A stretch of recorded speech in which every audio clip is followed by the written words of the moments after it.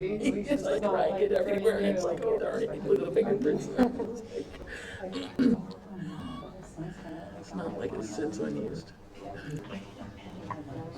You know what? I think I keep stealing mine from somebody's. Oh, years ago. Yeah, I've got one here where this will work. It gives us the fiber to our buildings, and we have to.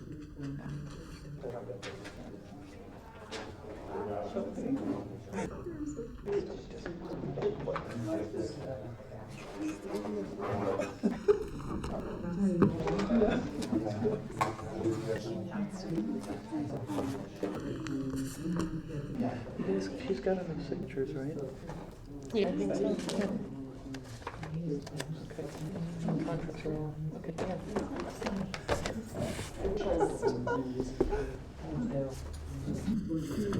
super excited.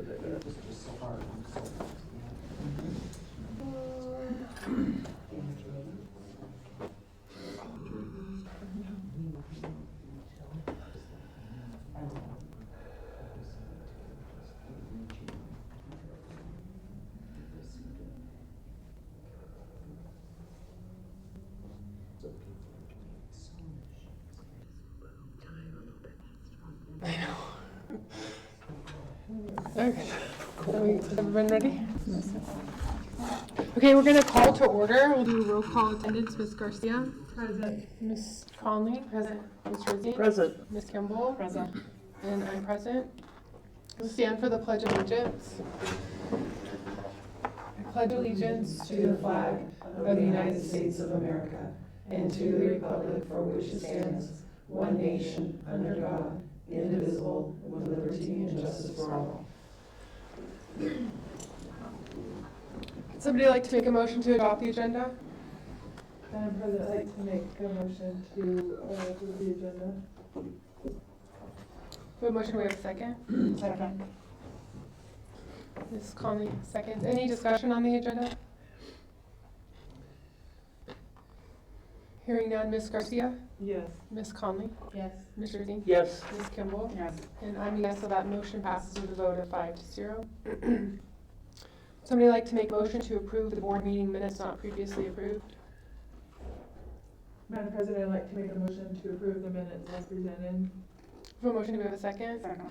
Ms. Kimball seconds. Any discussion on the minutes? Hearing none, Ms. Garcia? Yes. Ms. Conley? Yes. Ms. Rizzi? Yes. Ms. Kimball? Yes. And I'm a yes, so that motion passes with a vote of 5-0. I don't think we have any public comments. So the consent agenda, would somebody like to make a motion to approve the consent agenda? Madam President, I move that we accept the consent agenda as presented. Ms. Rizzi made a motion to approve the consent agenda as presented. Do we have a second? Ms. Garcia seconds. Ms. Garcia? Yes. Ms. Conley? Yes. Ms. Rizzi? Yes. Ms. Kimball? Yes. And I'm yes, so that motion passes with a vote of 5-0. Okay, information and discussion items. The first one is preventative facilities and maintenance schedule. Mr. Hill? We're moving. Okay. Is it something different other than what we have? I don't think We're sitting down there for, it's what was on the PowerPoint, right? yes. So it's the same thing. Yes, we've got, 3 that we're gonna be down there for.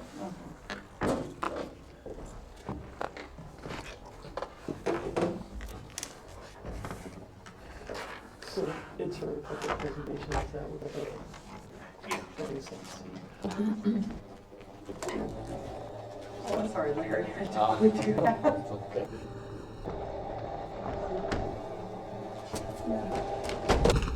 Glad that was closed. A little bit more.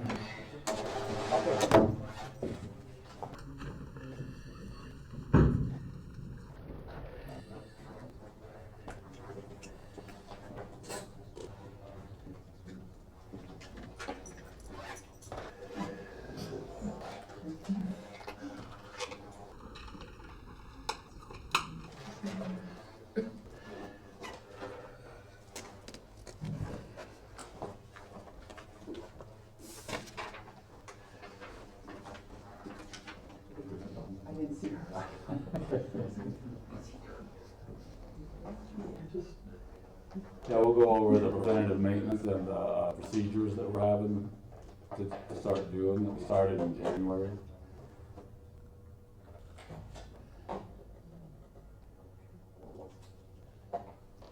These are some of the things that our crews do, like custodians clean and sanitize every classroom and office.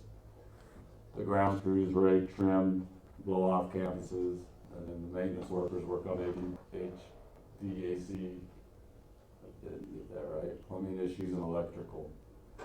And then we also try to help out with the principals and other directors' requests as they come in. And then we do our best to make it safe, clean, and inviting environment.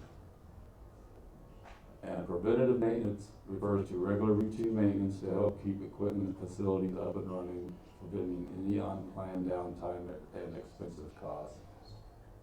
It requires careful planning of scheduling and maintenance of equipment and facilities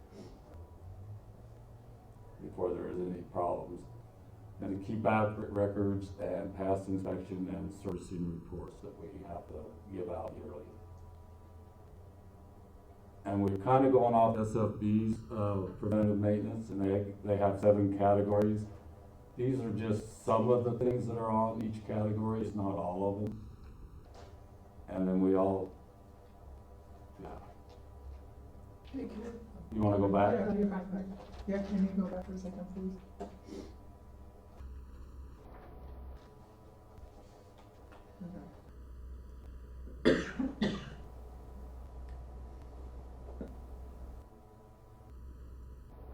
We covered. Yeah, thank you. Okay. And this is the actual worksheet that the guys will be working off of. Like you got your quarterly, semi-annual, and annually. And then on these boxes there, you put a P for performing, and then you put an N for new. And then once they're done, they'll sign off on it at the end of the year. And that's how many tasks are at on this page is 43. And the one I did put on there was the last form that you fill out for SFB that the director fills out at the end of the year. And those numbers are on there, and then you add up our numbers to see how far we're off, what didn't get done, what we need to work on. And yeah, each campus has a folder, and this is the actual folder that we have for them. And they have the 7 categories in it with all the checklists. Now everything that SFB put in here is all on here, so we don't do all of them because some of the stuff we don't have. Like we don't have chillers, but the other stuff we do.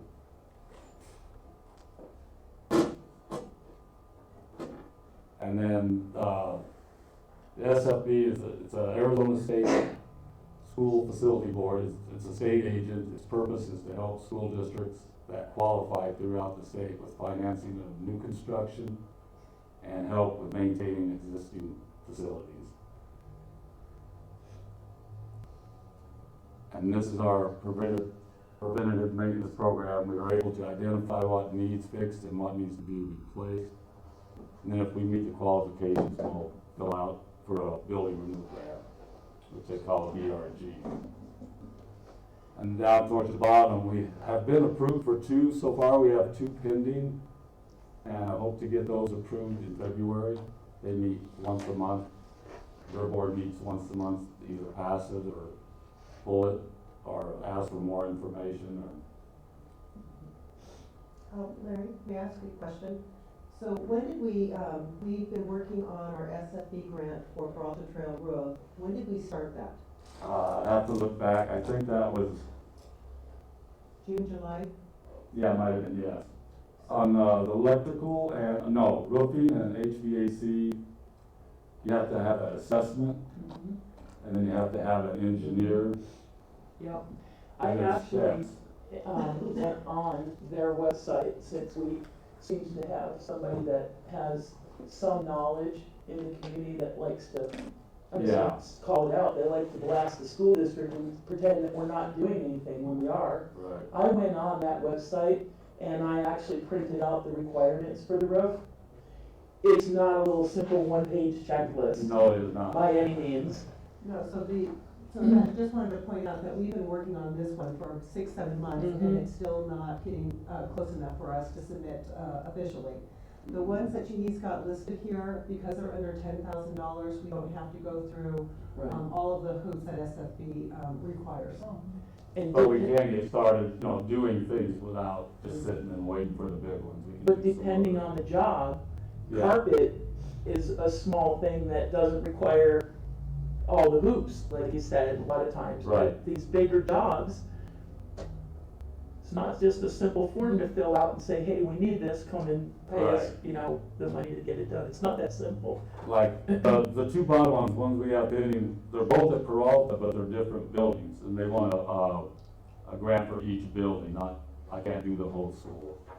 And you said that it does take an engineer to come out and inspect the roof, Mhm. determine the damage, and determine what the repair is going to be. I wouldn't know, not, you can't just get somebody on a ladder to climb up on the roof and say, yeah, it's leaking, it doesn't work that way. Right. They need, you're talking about structural safety. Do we pay for those engineers? That's the other part of the deal. There's a process that they want us to do, that we're in the mix of doing, through our procurement. I can't do it, procurement's gotta do it. And once we get a price, then I'll put in a grant to have them pay for that service. And then we have to wait a month. Yeah. If they pass it, then once we get the engineer and the architect, and then we go out for our bids. And then we submit those, and then once they approve those. So that's probably close to a minimum of 3 to 4 months. Mhm. And where are we at right now in the process?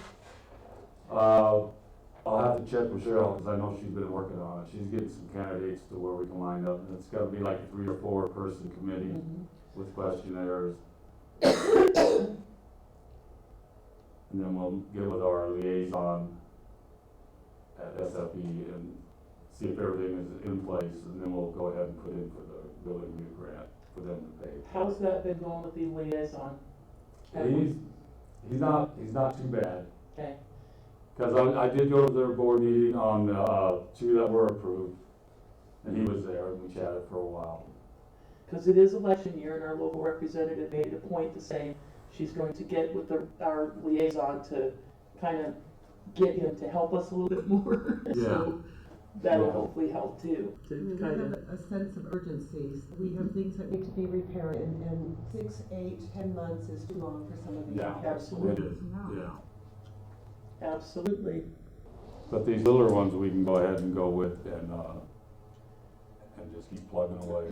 We got Is there a some more. limit on how many you can get? Not a that I year know or of. anything? You just keep applying? Just keep going and going, yeah. You just don't know how many you can It's get. time and person Right. to be able to do that. Right. But they can approve one, but not the other. Yeah, for some odd reason. Well, they usually don't do carpet if it's just worn out or stained. It's gotta be a safety issue, and that's why we have out Yeah. of Peralta, we got some tripping hazards. And, it's mostly classrooms, very seldom will they do an office. Or anything like that, so. So we have these 4 plus the roof and the HVAC. Yeah, and it's on there, but that's gotta be engineered too. Okay. That's the same process as the roofing, yeah. So now this list of needs per site has been, we've been aware of that for quite some time. We know what we need per Yeah. site. It's not been a secret or anything. We've known. We know what we need, it's just the process is what we wasn't familiar with. The persons that were doing it years past are gone. Sure, And sure. We I'll have. take the blame, but Well, it didn't really actually get handed down. yeah, well, we've had positions that have gone away Mhm. that weren't filled, that kind of fell on another person that may not have been doing that particular task, and so, Because we used to have an Mhm. executive director of facilities. Yeah. And he always worked with SFB with getting funding for, like, part of Peralta, I think was funded through SFB. there's actually some legislation, I had talked with some of our local representatives. There's some legislation to actually do away with the school facilities board Mhm. based on the investigation and some of the findings. It was created back when the economy was tanking in order to kind of get some additional funding to schools that wasn't coming in. And now that the economy is back, some of our representatives and legislators are seeing that it may be better to funnel the funds directly to the schools as it should be. And so there are some people that are kind of have that kind of a mindset, so it's gonna be interesting over this next year or so to see if that board dissolves and is taken on by a different part of the education administration within the state. But I gotta tell you, it's pretty disappointing to hear some of the things that we've heard that came out of that board. It's Yeah. pretty disappointing. Because they used, before they had the building renewal grant, they had the building renewal money that the district got every year, as long as you did your preventative maintenance program. And then once they cut that out, everything kind of just went. Yeah. So if you apply for a grant for the roof and you get an engineer and everything out, the district pays for that. If you don't get the grant, will they still cover If they approve it, they'll, or cover the engineer? yeah, If they don't approve it, they don't cover the engineer? right. Well, no, well, it goes in steps, Right. Two separate processes. Right. yeah. The So engineer then- gets approved first. Yeah, because it's already been assessed, Okay. already had Carlos, our liaison, out at Peralta on Right. those. And he said, well, since I'm here, I'll assess that you do need Okay. work. Oh. So That works.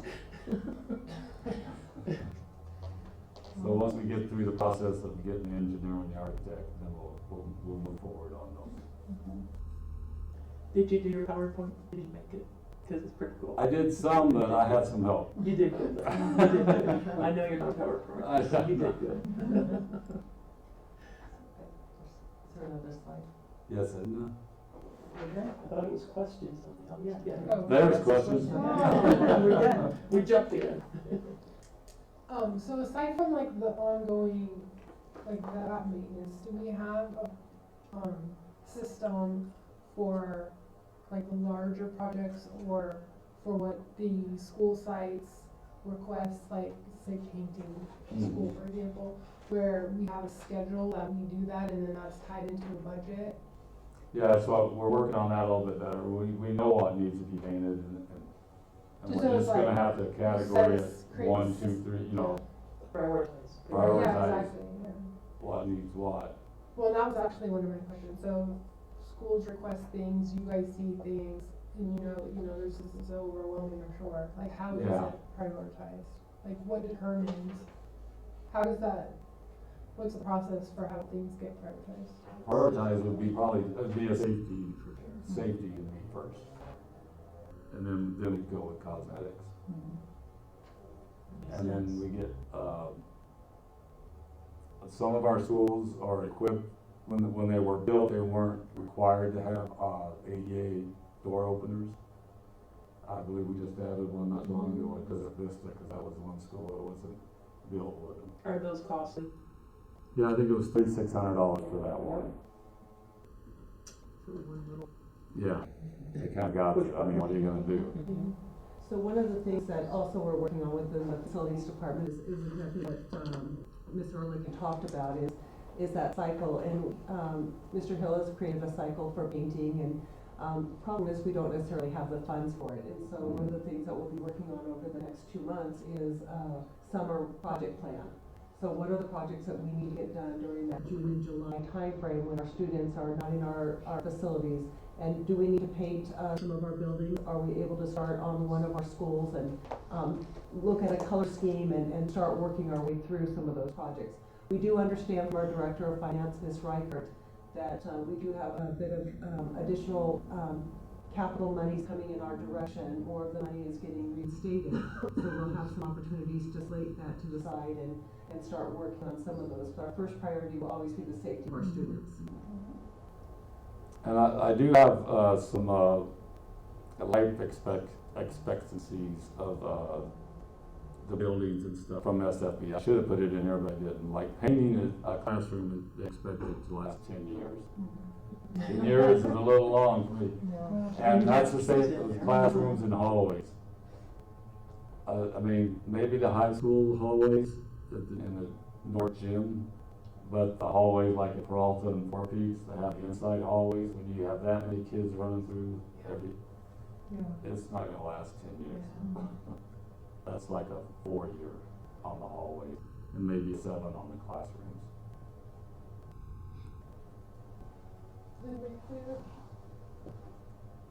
No, we just, basically what you said, when we went on that tour 3 years ago, and then we just took another one, we talked about just the upkeep, I mean, especially like when we looked at the 8th grade locker room, it was like Yeah. appalling to Yeah. some of the things, but we talked about, you know, like some tiles needing to be done and like how we're gonna budget for those to keep up on maintenance. Yeah. And I think that Yeah. having that would really help.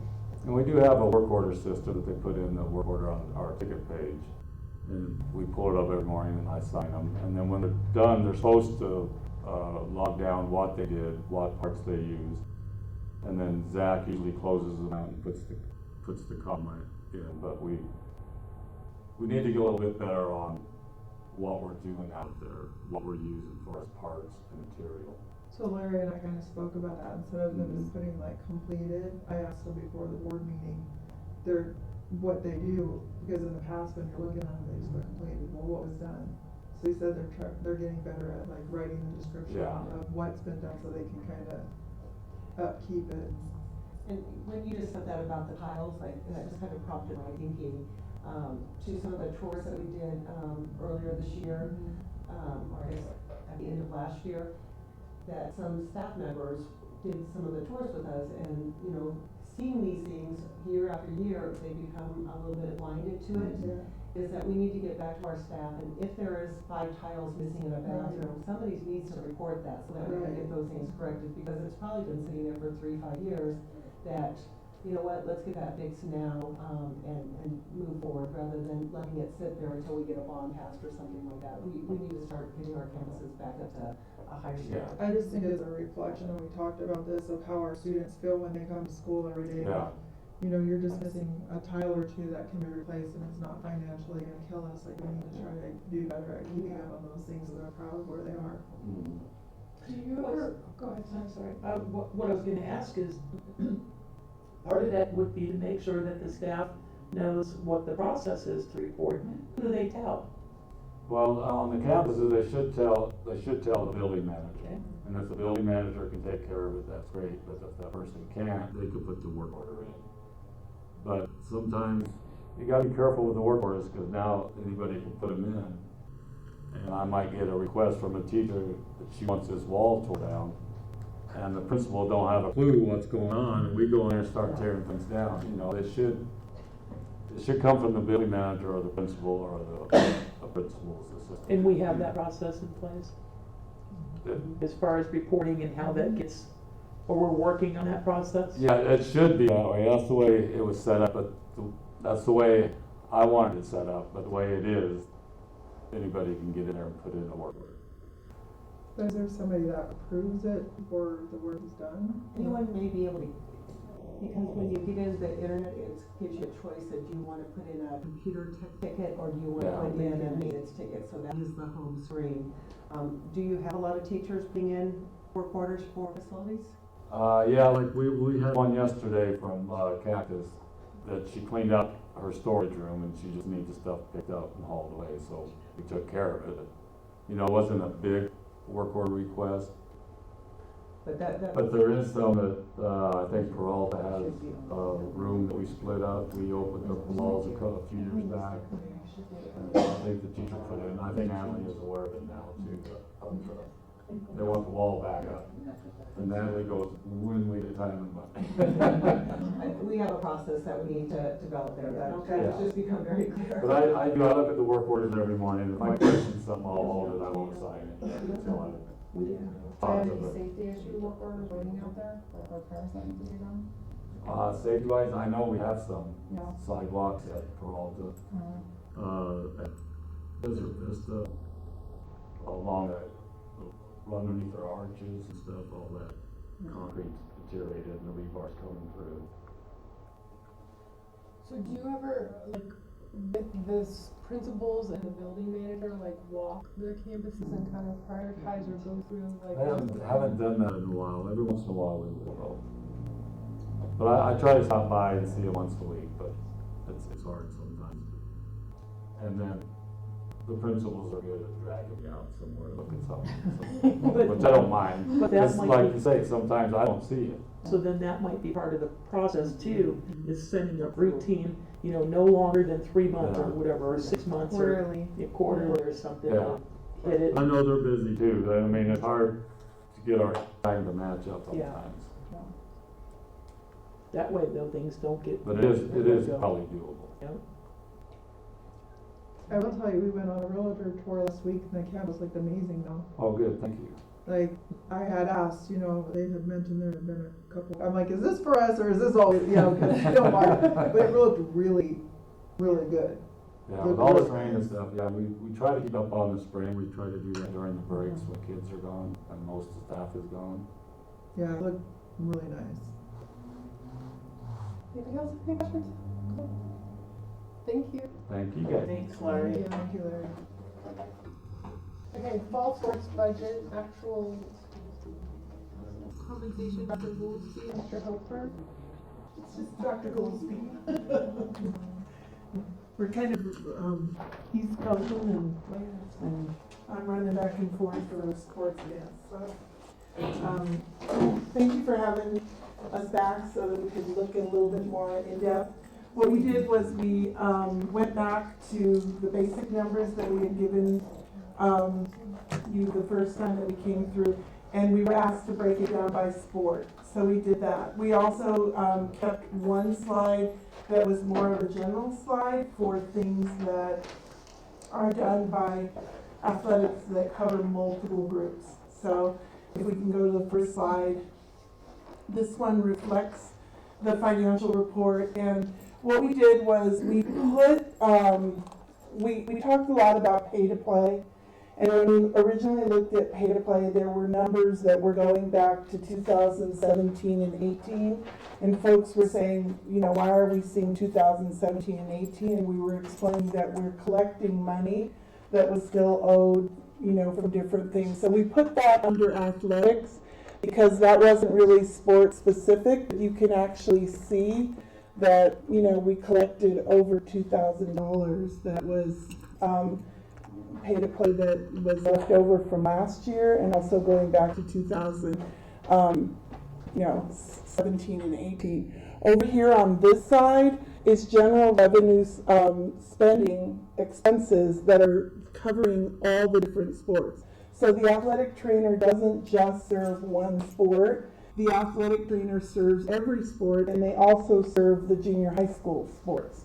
So we put it under one category as being athletics as opposed to separating it and trying to figure out how much was spent on each sport. We also have a general trainer supply that we allocate, and the trainer uses those supplies for all sports.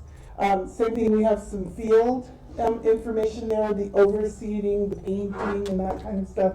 That falls under the athletic budget, but also Larry helps us a great deal with getting those things done, and sometimes he pays some of that from his budget. So moving on from there, there were some other Huddle and BNN are programs that were required by AIA to have. Some of them it's for having game film, and some of them it's for accounting and getting students online. And then we just put a general bank fee in there that we can do that. I have copies if you. Will it get pixely if you make it bigger? I don't Or know. can you? No, okay. I have, if you want to. No, it's okay. I do have it. No, we got it. I just wondered if for the audience, So- if they could see it. So moving on, if we can just go, all we did, and I'll just explain it, was we separated it out by sport. So after athletics, I think alphabetically, we go to cross country. And on this side, you see the revenue that comes from the sport, and that specifically is the pay to play. Up at the top of the sheet, you were given the number of athletes who completed the season and how much money we should have generated. So there were 6 athletes that completed the cross-country season, generating 900.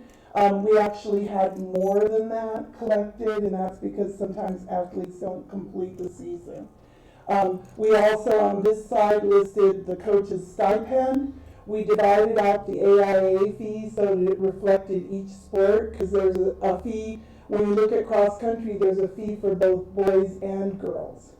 And then the awards for each sport are listed, and then the the different expenditures overall, like for transportation, is also separated under each sheet so that you can see how much expense there is for a sport and also how much revenue is generated by the sport. And we did that for each of the fall sports in the hopes that this would be something that we could keep up for each season, so that at the end of the year you would be able to see an overall of how much are we spending on the sport, how much are we generating, and then where is the money that's going to pay for these. And then we had the list that was given to us by Dawn last year that gave us kind of a target of what we thought that this year was going to cost, and then we can compare those two last year to this year. But this is just for the fall season so far. So if you go through the slides, the next slide would be for cheer, and then the next slide after that, and it goes through all of the sports for the fall. So Dr. Oglesby, that LDM, is that the Lost Dutchman, yes. One player? Or? Yes, the coach allocated which students had done the fundraising and said to us, please pay for this student, or this student should get this amount. So the coach was the one who allocated what would go to pay to play. I'm sorry, go ahead. There's just one student that he allocated the money for, because it's also comes under track and field, and so some of his students have used their money because they do multiple sports. So can I speak to that? I was gonna wait till the end, but I'm involved with the marathon, and I don't participate on the marathon side of where any money goes, but I know where it goes. And this has been voiced in prior years. The marathon is very clear that of the money that is supposed to go to pay to play. Sorry, I'm getting a little bit emotional about this because it's really frustrating. The check literally says pay to play. It is supposed to pay for cross-country kids pay to play. So for this year, they were given $3,000 for pay to play. Every single one of those kids should have been covered. Mm-hmm. They got $3,000 for pay to play and $2,000 for general needs, just for cross-country. There's a separate pay to play and needs for track. So and I don't want to mix my roles, but those kids that paid, they should be refunded their pay to plays. They should not have to pay. And in prior years, I know this has been addressed, and the marathon, they were on the verge a couple years ago of quit, and they wouldn't, but they get very frustrated when the money's not used to their intentions. This is a prime example of why they've been frustrated. And because track and field's the same way. So track and field is given, and I know that season hasn't come yet, but they were given, I want to say, $3,000 for pay to play and $3,000 for new uniforms. I know the new uniforms were purchased because they got that money ahead of time. But the same thing, it shouldn't be I picked this kid to pay to play. They were given $3,000 for pay to play. So that was kind of my other thing in general on all of these sports. I know they all get donations from that add to their income, but those kind of aren't included on these incomes. It's just the pay to play. To address the money that was done for that, the money was, in that particular instance, the coach was the one who came and said these were the kids who participated in the fundraising. The marathon doesn't care. Well, their intention is that every kid that participates has their pay to play paid for. They were given $3,000 for pay to play, and the pay to play for 6 kids is only $900. Mm-hmm. So there's still money left over. So that was, part of the understanding was that the coach, was the one who came and said, here are these kids, and they participated in that. And but these the are person the who kids. donates the money dictates Sure, what the money's used for, I not the coach. But I think where the communication falls through is that you're looking at a new, person in the role for that, and there is nothing that says, hey, you have this money paid for. When we're dealing with the public now, like I have had several donors who've come in, and they will specifically say, I would like to pay for any girls on the girls' basketball team who can't afford pay to play, but they need to be, they have to express need through being free and reduced or being a low income, and they have to apply for it. Well, then it's trying to go out and find the kids and say, hey, talk to the coaches and say, hey, can we help these kids and how can we do this? And then we have other sports that don't get as much, of donations. So it's trying to also, we have a wonderful group that contacts us and says, okay, who else can we help? If we've helped these athletes, but when we go through the list, one of the things that I was trying to work on was trying to get a list that we could be able to identify kids, but it's a hard, thing to get in there and get the list from different, people to try to get a free and reduced list or different thing like that. And sometimes we have kids who have a need for a different reason because of a circumstance that's happened in their family. Sure. And we've tried to reach out and help those kids as well. And we tell every student that it should never be a reason why they can't play. We ask them to come in and speak with us and talk to us. So can I just ask a question to make sure we do it right? The idea though, it sounds like if the marathon committee is asking that regardless of if my daughter can play or not, she's having her play paid for by the marathon committee from that check, correct? And is it, Yeah. So it's very so clear. is it only for cross Only country? the check is paid out to cross-country pay to play. And then- In the memo, it's all and there's a separate one for track pay to play. Right. And then there's a separate one for track uniforms, and there's a separate one for cross-country general needs. And then what we need to do is work with the lost Dutchman committee because we can't carry money over from year to year. So we have to figure out if you give $3,000 for pay to play for cross country and there's only $900 used, where are you directing that money to go to? Because what has been happening is they carry it year to year. So if Molly's gonna run track for the next 4 years, they put it on an account for her. And when Cindy looked at books and kind of read about tax credit, that's a practice that we have to kind of clean up and not be doing anymore. Yeah, and I think, I can't, that communication can occur, but I think the consensus generally is then that's fine, as long as it pays for all those kids pay to play, and then you can use it to offset your general expenses. Okay. From that sport, For that sport. not to go in a general pot. No money's even made out to a general pot. It's very clear that check is made out to that sport. So that needs to be, I don't know who needs to have that meeting or who needs to be involved, but, that needs to occur We probably, soon. we need to have a meeting, we need to communicate to the committee too, that we recognize the error and it will have to be made again. I thought we Before it's were time to having, donate. am I And I had this conversation, I've had this exact same conversation, I had it 2 years ago. I mean, this is not a new. That's what I was gonna be, my question is that I thought we've been having that conversation about. Yes, we have. Okay, so you want to coordinate that? Okay, awesome. Okay.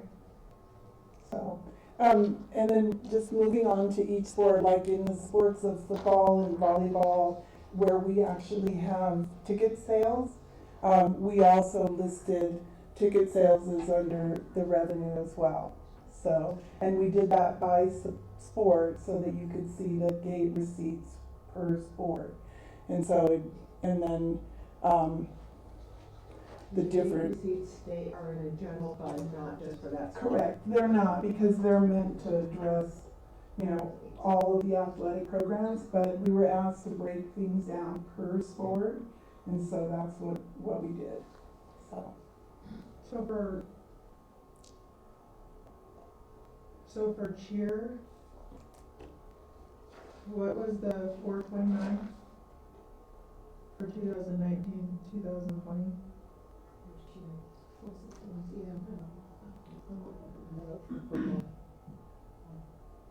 So there's two different accounts, account 215 and account Yeah, what 84. are both of those accounts again? Can you explain? Well, one's tax credit account, and then the other one is the account that we put pay to play in that's not paid as a tax credit. So what's account 884? I have to go back here and look.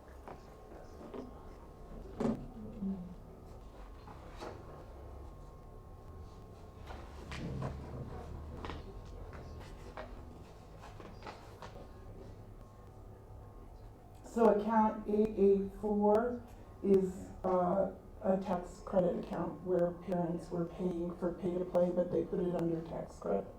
So only 429 was under tax credit. Mm-hmm. And then what's the account 215? That's just the general share of what was paid into the pay to play account that's not tax credit. And then those two combined to reach the $3,379 that went in for cheer pay to play.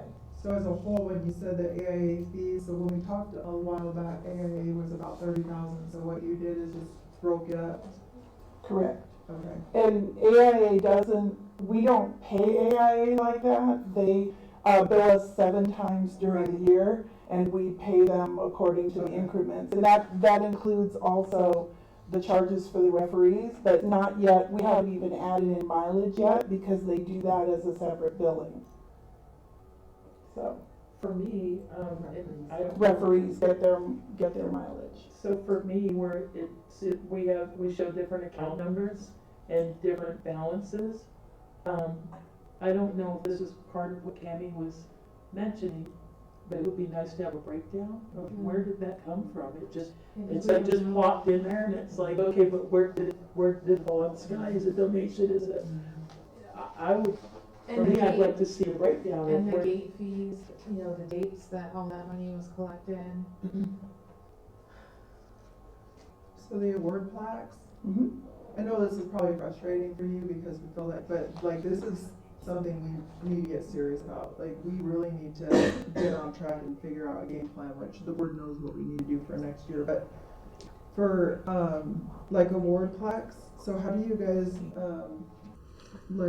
so Boosters does some of the award plaques, correct? They donate the money. Most of the plaques that we order for the seniors and they're given out, So this is senior plaques, that's like not senior including plaques. what Booster But gets. also, we buy the letters and the pins and stuff. I think Belinda probably 2 or 3 years ago did a bulk order because obviously the more we order, the less expensive that it is. And so we have those stored and the kids earn their awards according to the number of years and what they've done. And then the plaques are ordered for seniors.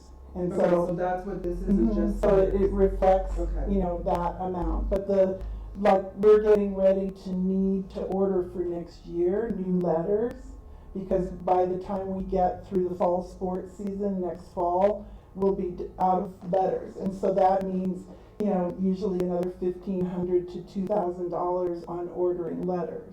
And so that's, something, but we try to buy it again in bulk so that we save money. Right. Because otherwise they can be $9, $10 a piece, Right. so. But again, I feel like that should be specified.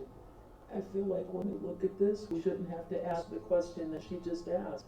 And I'm not trying to be harsh, but I am kind of being harsh at this point because we have gone over it several times. And I just don't feel like we really got to get this together and have a breakdown. Some of the questions that we're asking, we should not have to ask for these numbers, I'm sorry. It's very hard to read and understand. So the piece that we were looking at is the number of students that are participating in the activity, and so up on the top part of this presentation, you can see that there were 61 students that were, or 6 students. It's a very small font, by the way. And so there was the $900, really trying to say, okay, how much money is coming in for pay to play? How much money is pay to play that's actually tax credit monies? and then you have your separate tax credit monies, and then you've got donations. And so there's all these different accounts. And so what we need to know from you is how far do you want us to break it down to we bought 8 balls, we bought uniforms, Yeah, that's how I would see it, yeah. The only way, I mean, if we're gonna be asking the coaches once and me, the only way, because when we go in as board members individually and we're going over these numbers with different people, none of these numbers match up with this. So when we're trying to budget and ask Cindy how much money we need for the ball and, you know, the different sports, this does not match up to this at all. So how do we as a board try to figure out a budget for our coaches and for the different sports if we don't have matching numbers? So when you're saying you want a budget for the coaches, so. I'm not, for sports. For the sports, Not so how much coaches, for money sports. for, our coaches? I mean, we have this plan that we're going to go into next year, having this wonderful manual and set our coaches up for success, right? Not failure, so we can grow and we don't lose students. So when we're going in and we're looking at this compared to what we're doing with this, none of these numbers match up. So how do we as a board try to figure out what's appropriate and what we're spending and then what we're overspending or not, and what we need for each sports program? That's what we're all struggling with.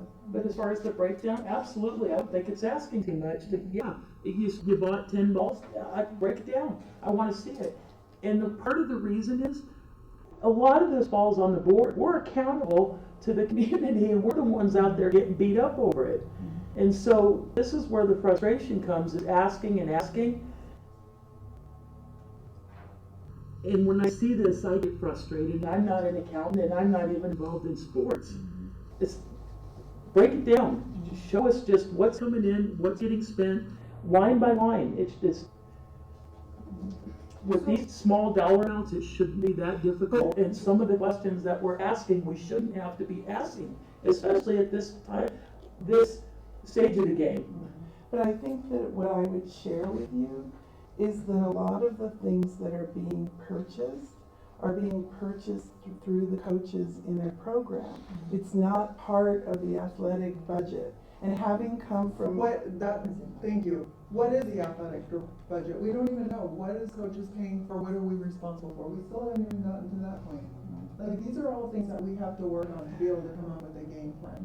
The coaches don't even know what they're responsible for and what we're responsible for. Well, my concern is that all these expenses, if you wear them up just for fall, is there gonna be any money left for the rest of the season?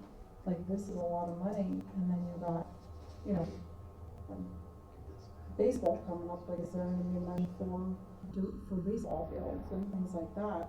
Like, I think in the past we've been asking, like, I don't see any of the money that the coaches, their money's on here for their fundraisers and what is coming out of those dollars. So, like, breaking it down, like, what is the district's budget and what does that pay for? What are the fundraiser dollars that coaches are raising, what does that pay for? But I think that, you know, you have to speak to what's been the practice here, and I can compare that to, you know, another district where I've been to where other districts may purchase every uniform for the team and they're on a rotation cycle. And they determine the amount that's spent, and not only do they determine that, but they determine the color of the uniform, they determine the logo on the uniform, it's a set thing. Right. But within the practice that's been here is that our coaches purchase their own uniforms in some sports and have done that. And so that, you know, coming in as a new person into the district, you know, you're looking at, okay, what is covered by one, you know, thing. But also we give them we try to give them the equipment that they ask for in that, but it's also a balance of what would you need to have to do the best job for the kids, but what do you want to have? And there's a difference between the need and want, and it should be that the coaches pay for the wants out of their own budget and that we focus on the needs. Right. And our focus is to get as many kids as we can out there and playing, and to do that with the resources that we have. And we need to see that in these diagrams. So can I say something? Can you please get up there, Heather? So, when I took over the sports athletic program, it was really eyes wide open, because I didn't know a lot, and I've been learning a lot. And last year, Dr. Chunkus did a lot with it, but she did a lot on her side of it, and I kind of piggybacked off and learned from that. This year, Pat and Norm and Dr. Lineberry have included me in a lot more than I was included in last year. So I learned a lot last year from Dr. Chunkus, but I wasn't involved in a lot. This year, I've been involved in a lot more. And so for me, and I think for this department, it's taken a good 2 years to really understand things. I called Chad still to ask questions about this, that, and the other thing, or I reach out to other people that know. Pat's got a lot of experience and background from other school districts. Where we're at right now is that we know that we have to put together a coaching manual so it's clear to the coaches what the expectations are, what they can spend, how they can spend it. We have to put together with the business office how monies are used, and we've done some of that, but we don't have that manual that we've been working on with Cindy, and that's what we're hoping to have ready and will have ready before the new school year begins, and to present to you either early June or late May or before we get back here in July, whatever works for everybody. But I think part of what we've been working and struggling with this year is there are things that people have assumed are theirs in the past. So I have this many coaches, I've had this given to me, and there's never been accountability for any of that. And I'm going to use baseball. We just had a conversation with baseball because they need dirt again. We gave them dirt last year, they need dirt again. So we're working with Larry about how many times should you have to put dirt down? Should it last a season? Does it have to go down every season? Should it last more than one season? What needs to happen so it lasts?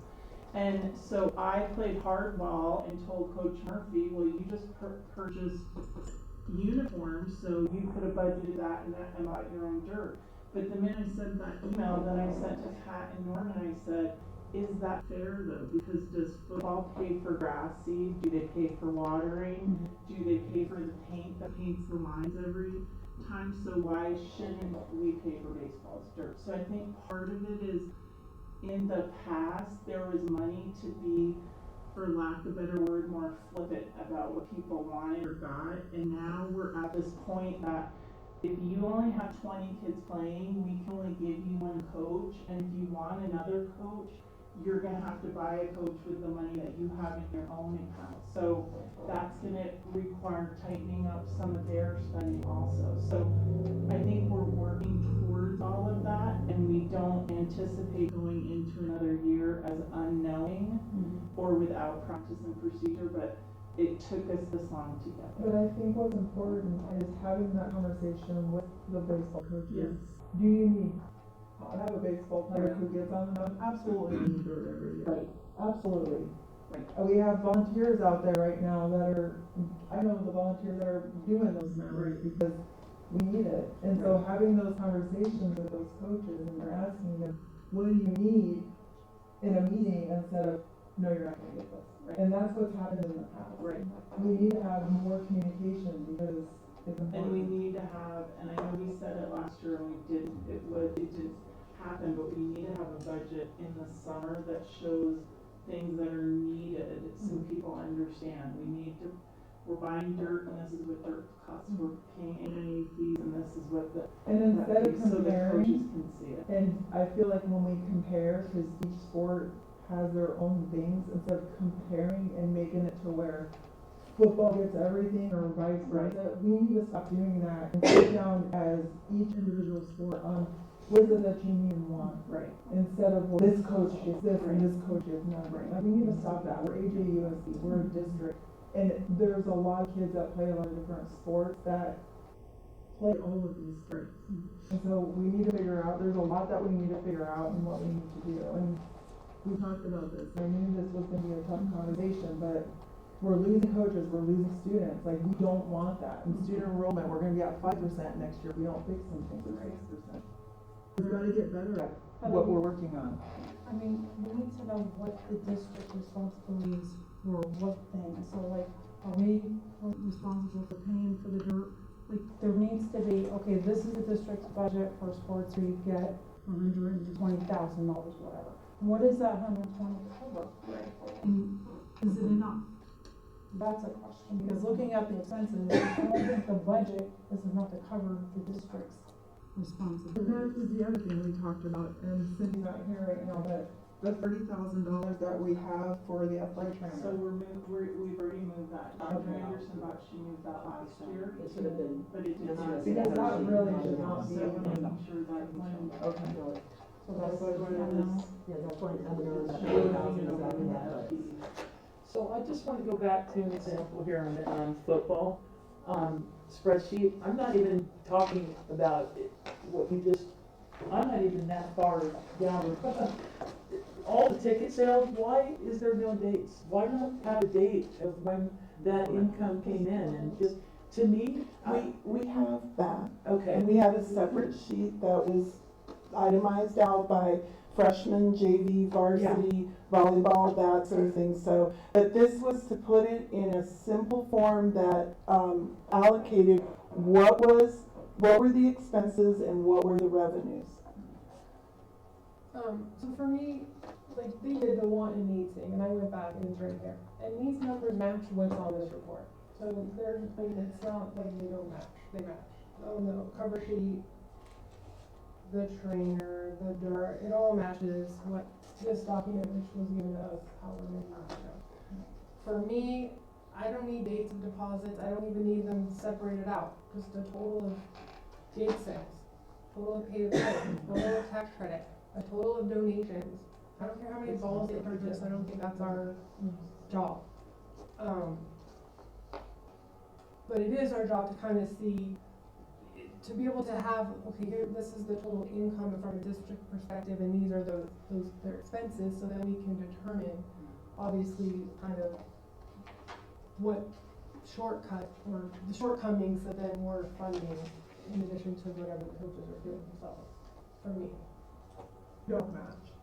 Some of these do not match. When she has the total expense, and you take all these and you add 72,000, when we sat down, Nina and I and Heather sat down and we wrote down what we were given, none of these match, well, I shouldn't say no, but some of these do not match. And so for us as a board, I think dates and things are important, because we're so far off right now and we're saying money is missing and things are happening. We need to get a way better organization of this, and we need to Well, I figure think it out. there's somebody that needs to be responsible for that in the district. I don't think it's our job to micromanage. But it is our job to make sure that the money is being where it's supposed to. But I don't think we can do that without having more detail. That's my issue, is not having enough detail.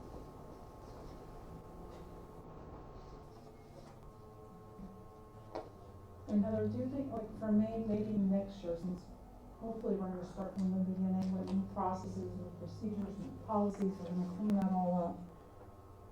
Is it possible, do you think, to maybe start off next year, like a quarterly report of athletics and the funding and what's going on, just to see that we're moving forward, see that the process? We could do it seasonal if that works. That's fine, just so that we can have. But by the season helps us, it's easier for us. Yeah, to that makes move sense. forward.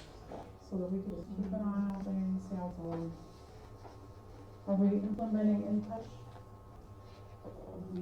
That is our hope, that's it, we're waiting for Ms. Reichert to get back so we can figure that all out, but absolutely a push from a lot of us. Because that would really help with all that finance, that we're keeping and everything. Not accounting for all of the monies that are, yeah. It really would give us a great, it's really, because I think that would bring up a lot of it. Right. You know. Well, we're currently using Register My Athlete, but that hasn't been, done to fidelity, in the past. And so right now we are using it, we used it for the winter season, but it was kind of hit and miss on everybody registering themselves.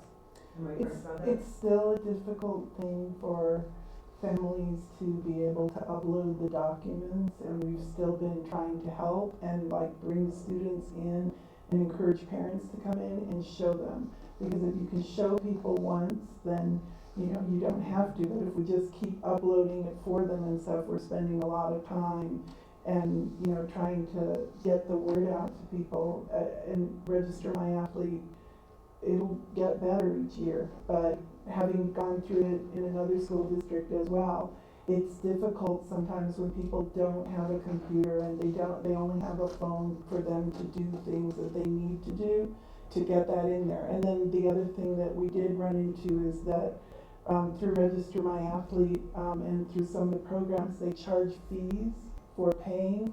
And so that's an additional fee that gets added on to the $150. And it's a nominal fee of $4 or $5, but when parents are doing payment plans, they charge it every time they make a payment. And so we're trying to look at how do we wrap ourselves around that and find a way for them to pay, whether they put the money into the bookstore and when they get enough, then we pay it as one lump sum, so they only have to pay one fee instead of, you know, continually paying another fee. So there's a lot of pieces to the puzzle and a lot of, you know, we can give you, like if you want to know how many balls we've purchased, we can tell you that. But this was trying to give you the categories that corresponded to the budget that Ms.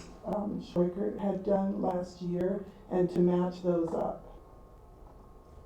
So when do we anticipate that being done? Because we still have the issues of parents paying and then them being called in because they said, being told that they have not been paid when the students have. How much longer are we gonna be on this program before we can, will this be ready for next year or? The Register My Athlete, it's up and running now. The challenge is, as Ms. Goldsby, Dr. Goldsby had shared, is that some of our families don't know necessarily how to upload documents. And so I know one of the things that we've talked about in the past is, you know, even if we could put some kind of tutorial, you know, if they only have their phone, and I know this, is that you can get an app that actually you can take a picture of the document, it makes it PDF, and then to, you know, give them some kind of instruction that we have online to walk them through how do you upload. Get this app, take the picture, upload it to, you know, go to this site and walk them through that so that they have those directions. Because one of our goals is so that money is not going in the hands of our staff. It's just going straight into the system, it gets straight into the right account, and then we, it makes it more efficient on our part. We know it went where it needed to go, and that the child is paid to play, is being recorded, and that they're able to play, and no questions asked. And we're not asking the parent a second time for monies they already paid for. But the in-touch system will allow all the systems to speak to each other so that the same information that's over here is in the bookstore. And that's going to be huge. And then that same information will be with the athletic assistant so that all three things are looking at the same projections, you know? And that's a big piece of why the in-touch system is important. And everybody's looked at it and said, oh, this would be wonderful. Because right now our system doesn't talk to the other system. Right. So are we gonna be able to utilize this for like starting next year, or when do you? That's what we were hoping, but you know, We're still working on next year's budget to make sure that we can add all of these different pieces that we're looking at. Does anybody else have any more comments?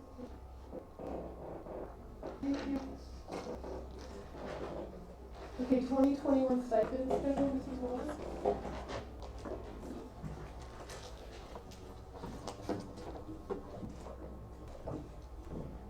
I need a minute, because I'm needing my computer to find. While she sets up, would you like Susan to go through state schools? Do some yoga.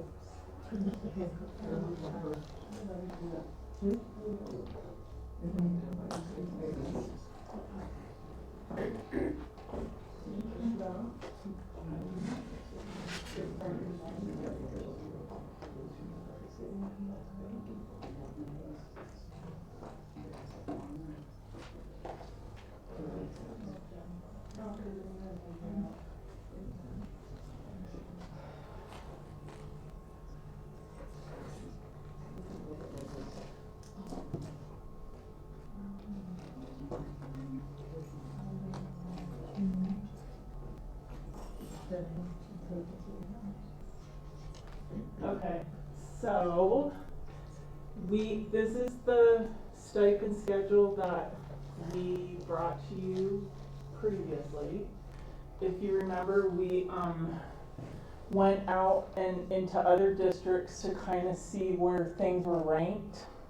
And we tried to make ours as comparable as to neighboring districts. So percentage-wise, it goes off the base. So there is a chance that if the base raises this year, then these numbers would adjust a little based on the raising of the base.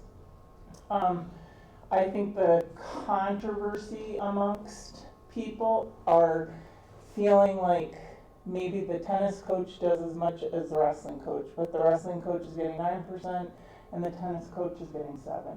So that's been the hardest piece for everyone, is kind of figuring out which percentage plays a part. And like I said, we just sort of went off things that we were seeing in other districts. So then the other piece that we have to share tonight is last year we had JV reward systems with Vance come in and do not an Salary audit, but a compensation. salary compensation. And so he shared this with us last year. I think I shared it with you last year, but he re-shared it with Mrs. Doyle. And she shared it out again so that you can see. This is the years of experience. These are this would be where a small district is. This would be where the mid-sized district is. This would be a large. These percentages down here would be if you were trying to be, remember last year when we did the salary, when we had to figure out what percentage we would try to get our salaries to? That's what these numbers are down here. So if you were hoping to be within the 25th percentile of those districts that he surveyed, these would be where your stipends are. If you were going 30, 35, or 40, and then this was the median. So this was just a comparison because you asked for something to compare it to. And actually with that compensation study last year, our salaries were, the implementation of the year one on that salary schedule was at the 40th percentile. So if you look at the 40th percentile, that would fall in line with our salaries. And then you can see over on the side how he did the same sort of thing, looking at where districts placed different sports. And so, again, football was at the top, track and field, and then baseball, soccer, golf. So it's their varsity assistants, JV assistants. Is it based at all off of the length of the season, how much time the coach will be putting in it all? How does that, I mean, not just their experience, but what other type of things are they looking at to calculate this? You know, I would guess, if I had to guess, because when we look, it's very comparable. So I'm guessing that it's based on a football team typically has a lot more kids than a tennis team. So, and a football team plays so many games, and a tennis team maybe these things, or the football team. Like with some of them, I know what Vance said, if these are the stipend schedules, but then districts also have in place, like if you go to the championship games, or the Mesa has a city playoff, then you get more money, the coaches get extra money for making those championship games.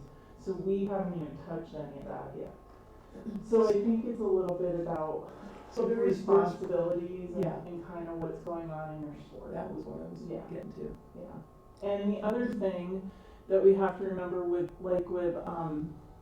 clubs and activities is that, for example, yearbook.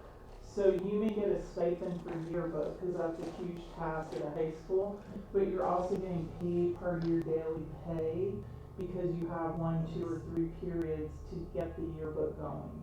Whereas, say, football, I'm teaching class all day and then I'm getting plays ready, getting kids ready, doing all that stuff on my time, so the stipend's a little different that way also. That makes sense. So I'll go back to this one and see if anybody has any questions.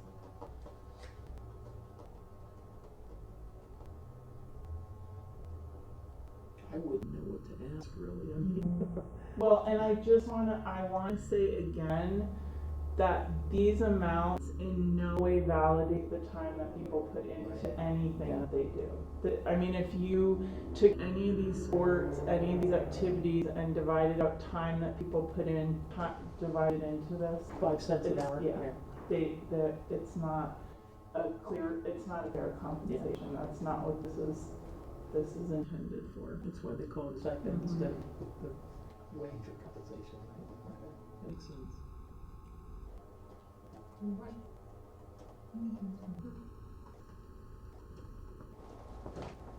Good. Yeah. Now for the big one. All right.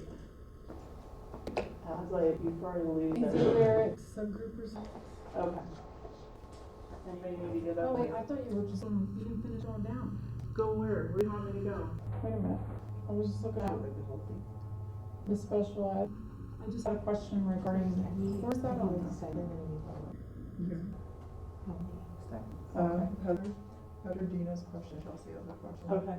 So I was just wondering, so the special ed, I know we've had the conversation about the district contracting our own special ed teachers instead of third party. So these stipends, are these amounts enough to be able to contract our own special ed teachers? So if you're a third party contract with us, or you're not on our contract, you don't get a stipend.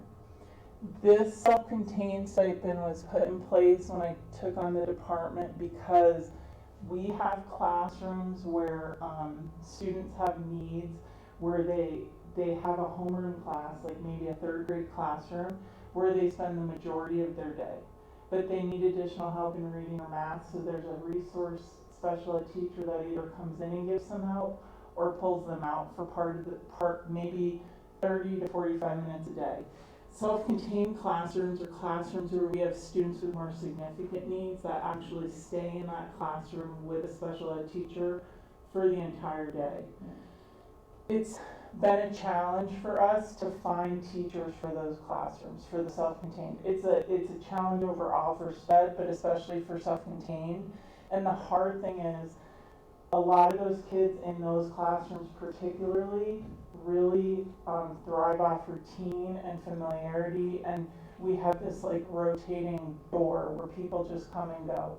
So we put in place a few years ago that there would be a $5,000 stipend, and that helped us attract some of the teachers within our district to kind of push themselves a little and try that setting up a classroom.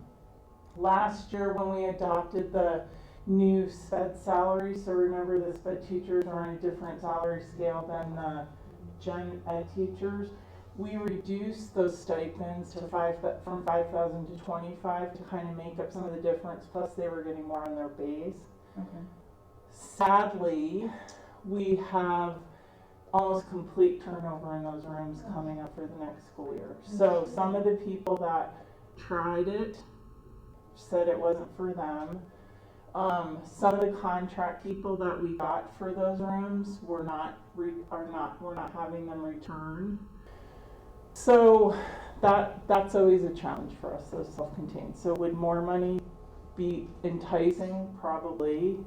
I'm sorry, I just wanted to also point out, it's not just a trend for us, it's a trend across Arizona and across the nation. It's a difficult role, and you really do have to add incentives wherever you can. Thank you for adding that. Yeah. So that's my concern, is like stability, you know. So is that something that we're gonna look at? Because my concern is with the turnover. What other incentives are we gonna give to keep these people? Right. And I know that, you know, we've talked in the past about the SPED teachers and how we're gonna try to get our own and move away from that third party. Yeah, and we have Mrs. Doyle and I are setting up meetings in the next 2 weeks because the contract companies are going to start giving up their contracts, but I've been in touch with 2 of the contract companies that we use a lot because I have to go directly through the contract companies. I'm not supposed to talk about contracts with the teachers, but I've gotten permission to with a handful from each contract company, and so she's gonna sit down with them and show them exactly what they would make if they became ours. Okay. So I have a pretty good feeling about that because I think that we became more competitive with that sped salary scale. And teachers don't realize how much we're losing. They're not getting that amount. Yeah. And I thought they all knew that. They don't know that. So that's a big, they don't all really understand how that whole thing works. So, and the good thing is, what we've kind of done is look at teachers that we keep for a few years because then they like the culture, they've built relationships, and they don't want to leave. Because some contract people do it so they can just move all over. So now we're kind of going after the ones that have been around for a while and want to become ours. So, Because the third party is a lot more. a lot. Oh, yeah. So I mean, for me, seeing that increase in stipend Mm-hmm. to be able to retain our own Right. and then lessening that third party amount would be more valuable to us. Right. You know what I mean? Because we need that stability. So I think one of the things that, it is the first time I've heard that we're not having several of our self-contained teachers coming in. And it's just It's coming in. So, you know, one of the things that we did attempt is we did move our salary schedule for all of our special education population teachers, but then we also have this stipend, which previous was $5,000. We reduced it because of this piece, but now there's not that differentiation between I can be a resource teacher or I can be a self-contained. So I think it may be an opportunity for us to talk to those teachers a little bit closer, and what is the reason, and would the extra $2,500 prompt them to stay there another year or so, and if not, we may be coming back and revisiting that one as we move forward. But I agree with Ms. Kimball. It is about us reducing the cost of our outside contracting because we are spending millions of dollars in that direction when we would like them to be our employees and save some money and redistribute it within our own employees. No, it's better for the kids. It really is. So maybe we can, like maybe down the road, I don't know when, but do like a date report on it. Okay. Well, we can give you an update as we are hiring and let you know kind of where we're at. Okay. We have a big job fair at the end of February, and I went to last year. It was really successful. And I've just been notified that we have people from all over the United States that want to move to Arizona for these job fairs. And so, Did you have a question? Yeah, back to the stipend. The athletic one? Yeah. How many of those positions are taking a drop?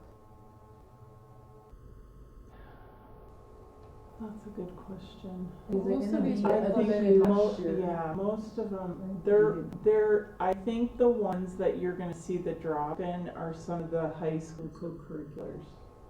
So does that go back to? Well, I know last year, like soccer took a drop. Yeah, soccer took a drop. But those were implemented last year, Last for year. instance, reading. So some of the co-curricular, but like we've talked about in the past, part of this is making things equitable. Right. So in the past, people were receiving amounts that there really was no rhyme or reason to that we can find paperwork on. It was kind of a conversation between the principal and that person doing the job. So maybe it was what the expectations were, maybe it was that they were hard to fill positions. I can't tell you that. But so part of doing this is to make things equitable so that people are more consistent with what they're doing. There's no little special deal. Right. Okay, so when we were at the board meeting, 2 board meetings back, I'll just do specifically, I believe it was drama.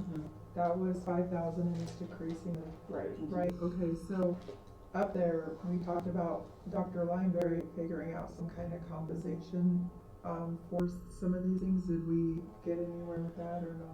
No, because we need to go back and work with the high school and the junior high administration to see, because what I don't want to happen, or what my recommendation would be to not happen, is those side days happening again. So I don't want Krista to leave, so I'm gonna give her another 1,000 wink to do this. and then she gets extra money. Right. Well, that's not fair to So- all the No, other it's not. people. Right, who exactly. stipends. Well, Exactly. that's the reason why I asked is because we talked about that, so I wanted to know. So we need to probably go back and talk to the junior high and see what are the expectations for band and student council. And then you're only getting, you know, $700-800 to do band at the junior high. What's the expectation to do band at the high school? Right. And kind of help people see that. So the number, the 39,345. At the top. Yeah. Oh yeah, that's the base that we use as a teacher base currently. So if you gave everybody a 10% raise next year, that would go up, and then these stipend would numbers, go up. yeah, and all the stipends. It was getting a little, you know, I had to shake it up, make sure you're all listening. We'd love to. Okay, so the reason I'm asking is because we talked about that, and now we're kind of saying no side deals, so we need to. I don't think we're saying no. No, I side, know, we're I'm just saying, we have to talked be up there saying careful. we were gonna Yes. come up with something with Dr. Yes. Lineberry, Yes. so are we gonna make that very clear that, you know, especially at drama, he came up here and he spoke, and then we're like, well, we're gonna talk to Dr. Anderson said it, we're gonna talk to Dr. Lineberry in regards to, Well, so and where are we we gonna do didn't- that?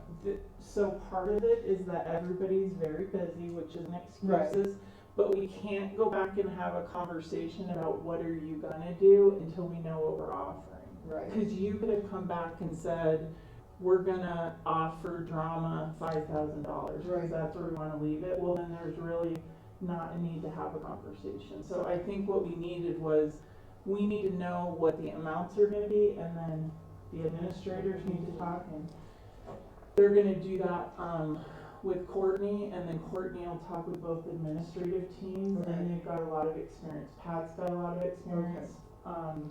Susan's got a lot of experience doing the extra co-curricular things. that Right. she So can like, help one of with. the things we talked about was, part of that expectation, correct me if I'm wrong, was 2 productions Yeah, for that stipend. right. So if they wanna do a 3rd production and use tax credit for that, that's totally Right. fine. And then talking about what that would look like, so you can't just pay yourself $2,000. Oh, yeah. Yeah, So, communicating what we're yeah, gonna do. the expectation.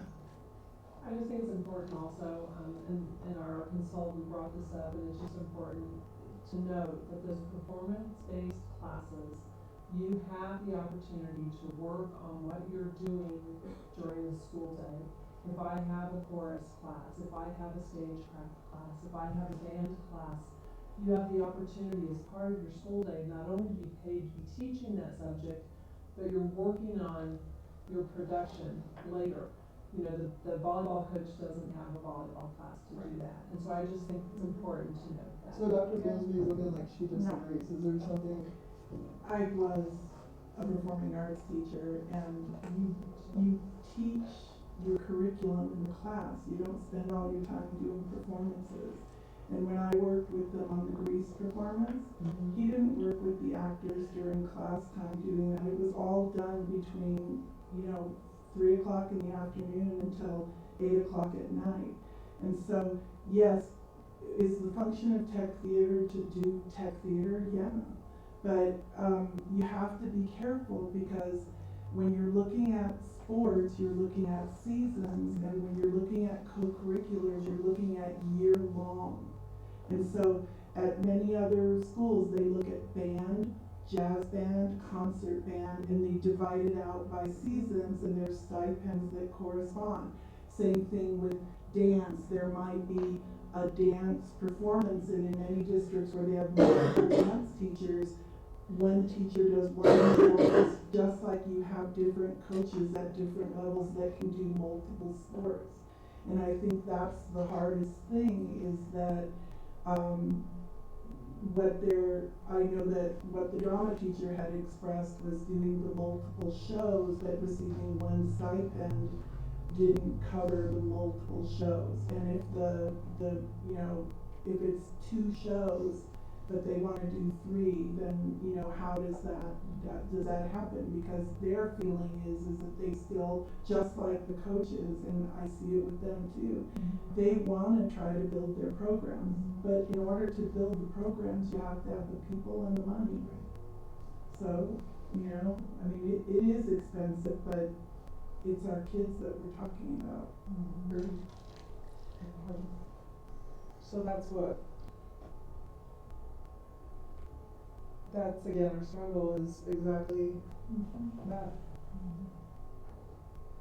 So another question, so like for summer sports, That is not a part of it. I know, I'm just using an example, That's so, another old presentation. well, I'm just asking, so Okay. for summer sports, coaches can raise tax dollars? We have not decided any of that yet, because But that's what was being done, right? no, we don't know. I thought they were using There's a tax lot of dollars to different- get a stipend, There's a lot of different things being done.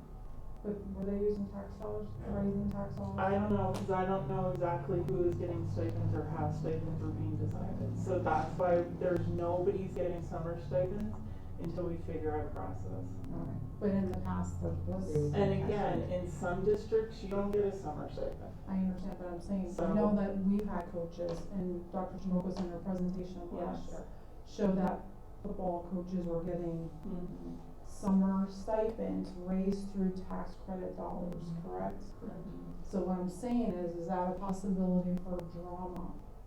To be able to say, okay, the difference is $2,000, say, I can raise that stipend money through tax credit, Correct. so why I can't we think do it just that? has to be clear It what the just has to be expectations are. clear. And there should be a limit, so you have this amount of money that you can raise towards that stipend. I know that's a whole other ballpark, but are we gonna start talking about this summer We stipends? already have, we had a meeting with coaches. Cause we have coaches that are making 10 grand and 8 grand in different schools. And for summer. teachers that are making 70 and 80 in other school Right. That's districts, so, But we just need to yeah. figure what Yeah. we're doing Yeah. for our coaches. Any other questions, comments?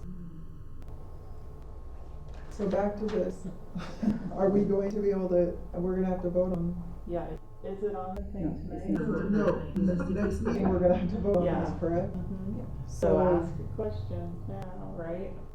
are we gonna be able to come up with, I mean, just listening to Dr. Goolsby, there's great concern, and she's experienced it, so are we gonna be able to come up with something to offset some of these things, or are we just gonna say this is it, because we have to fix it and take the chance of I losing don't know more that people? you can right now say that you're gonna fix it. I don't know that you can say you're gonna offset it when you saw a budget report for athletics that you don't know that you have the money to run that program, or you don't know if you wanna add sped stipends, or you don't know if there's gonna need to be an art teacher at the elementary schools because the state wants there to be art now, or, so I don't know that you can fix that piece of it yet. I think it can be discussions that we're having, but I think first you just have to decide this is what the state is saying.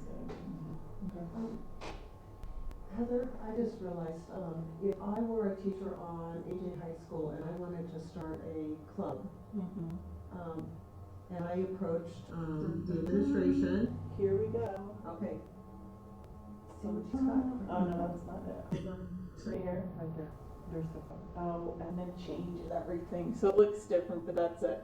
So what the principals do is they put every club that's a possibility. But what is the amount that, as a sponsor of a club at a high school, what is that set amount that I should? And then what is that expectation for that club? So am I supposed to have at least 12 meetings with the kids? Oh, that's decided on by the site. That's different at every site. Because I'll tell you, just from 3 elementary schools and when I was another one, our student council people all did different things. So that's really a conversation that the principals have had. We can do more with it, but right now there's right nothing now set there's for, not. It's not just like Pat can have gardening and robotics club, but Natalie might have math and coding club. So they kind of figure out Is that a club that's gonna meet every week, like chess clubs can meet every week, but robotics is only gonna meet monthly? Wouldn't it seems like it would make sense to have it determined by the site because there's so many variables. Yeah. You might have 1 or 2 kids, you might have 12 kids over here. How do you know? Or if they have a big enrollment at Four Peaks for clubs, they might switch them out quarterly so that the kids and the teachers don't get bored with it. Or somebody might run it just for a semester and then not run it again. But what they've done is put everything that is a possibility on the list, but they don't always use them all. And those are paid with tax credits. Yeah, so, yeah.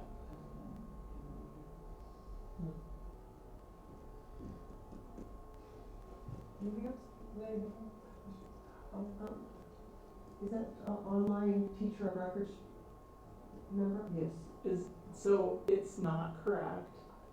That's gonna get raised to $35 because we did more research with the online companies, and if we don't use our own teachers of record, we have to pay anywhere from $325 to $475 per head, per student. So our teachers were doing it for a very nominal fee. So when we went back and did more research and talked with Mr. Rapton, we realized that it really should be $35 an hour. So we'll fix that before it goes through the approved. Afraid to ask.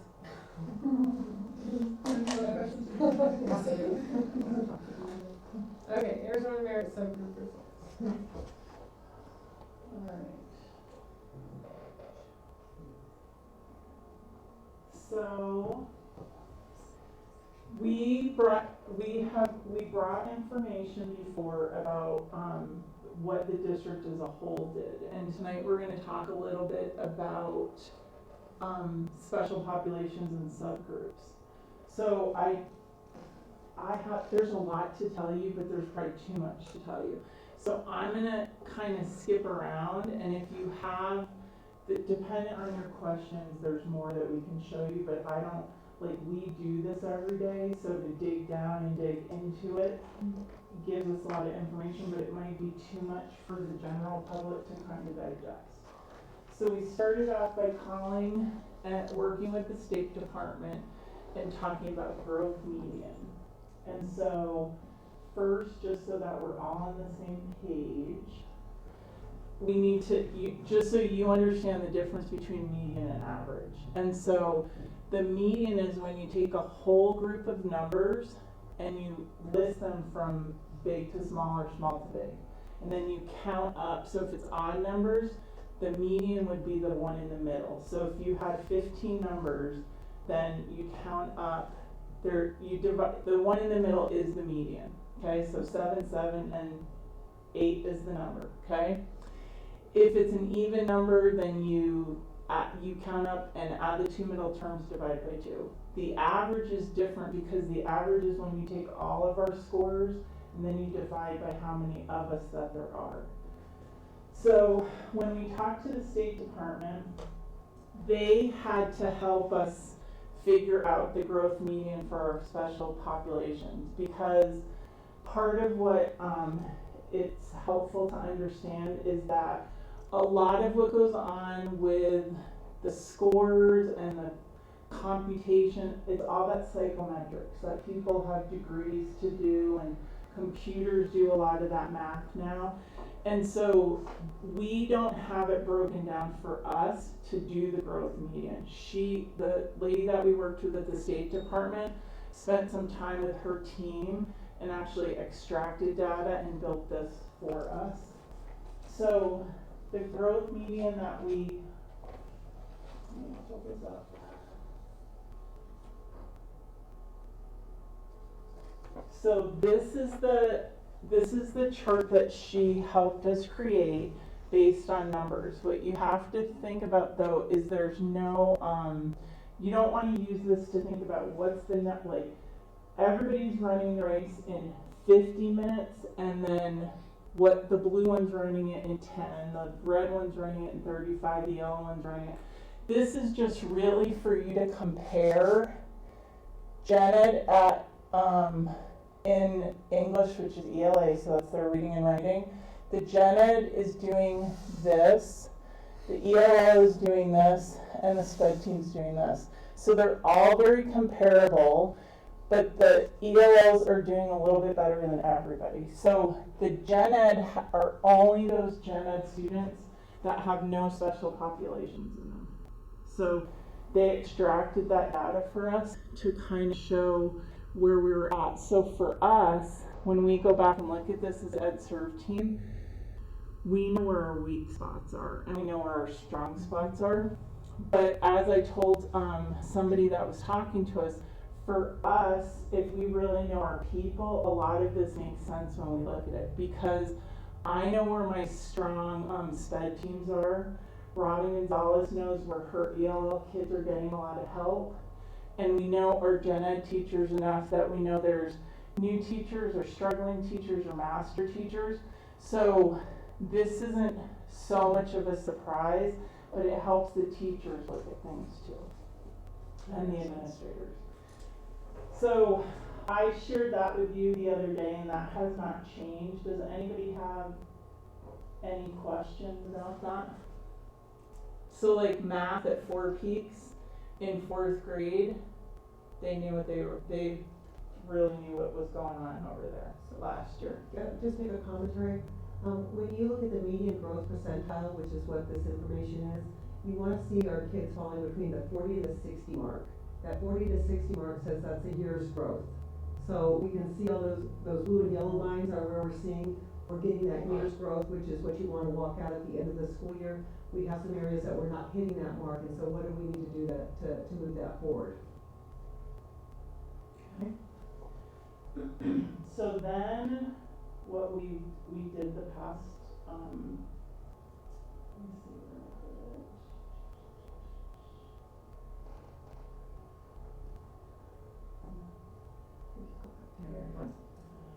it. Okay, so I'm going to show you, this is like the report that the principals and the administration can see. So we don't share this out, this is a way for each site administrator and the district office to really dig down and understand the data that they've been given.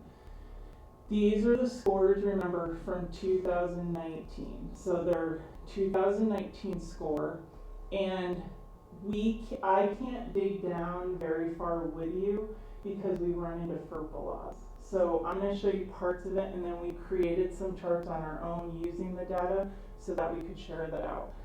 So in the K-8 model, you'll see that 50% is based on growth. So if you look right here, this is the growth piece, and then there's points that the site gets based on what they've done.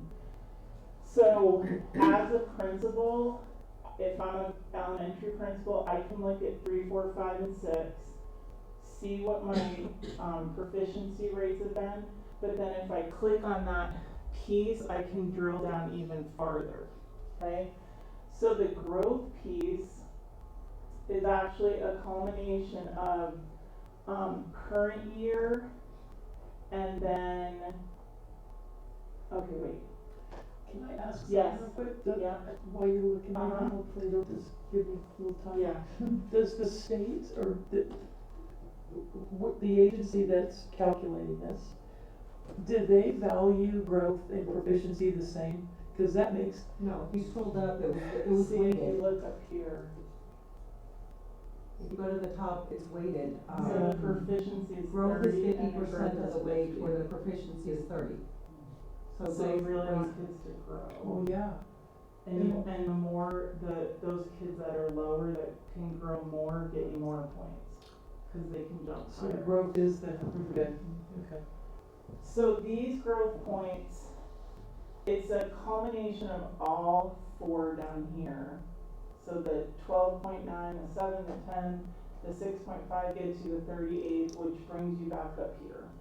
What you have to remember with growth is that I'm compared this year when I take my test.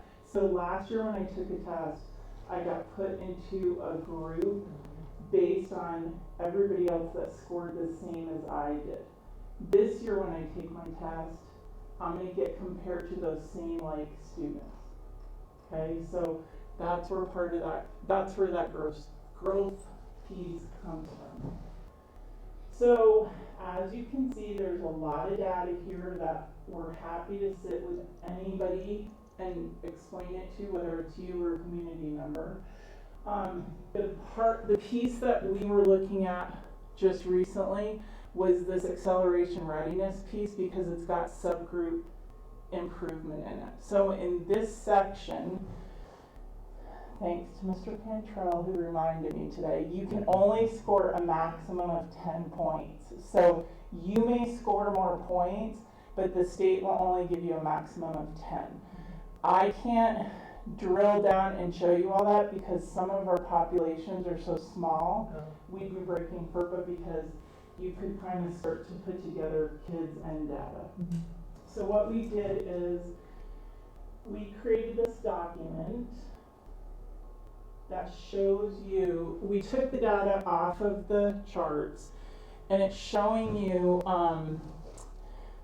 the subgroup population, and we used ELA and math for our white students, our Hispanic students, our SPED students, and our EL students, because those were populations that every school had. So there's Native Americans in some schools. We didn't use that because it's not continuous through all the schools. So what this shows is those students and their growth, that same population. The other place that this gets, it's not like cut and dry because there's a lot of different pieces that play into points and scores. And so we get more points for students that have been with us for 3 years than we do with students that have been with us for just 1 year.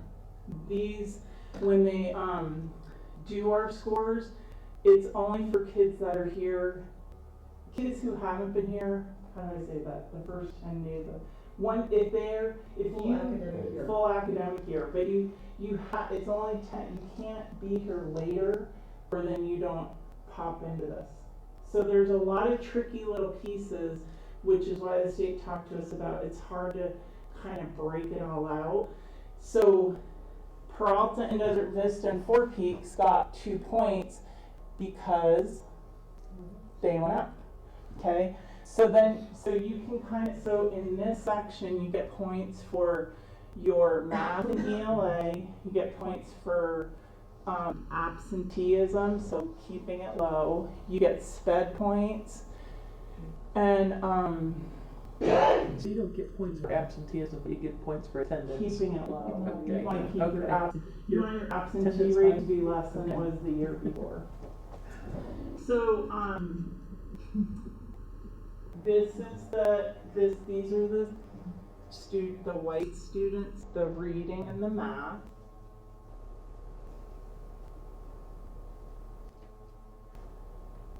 These are the Hispanic students, the reading and the math. And high school's not on here, and I'll explain why in just a minute.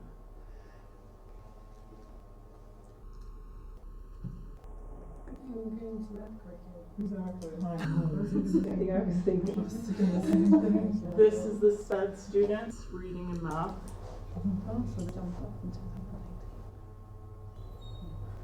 And our EL students.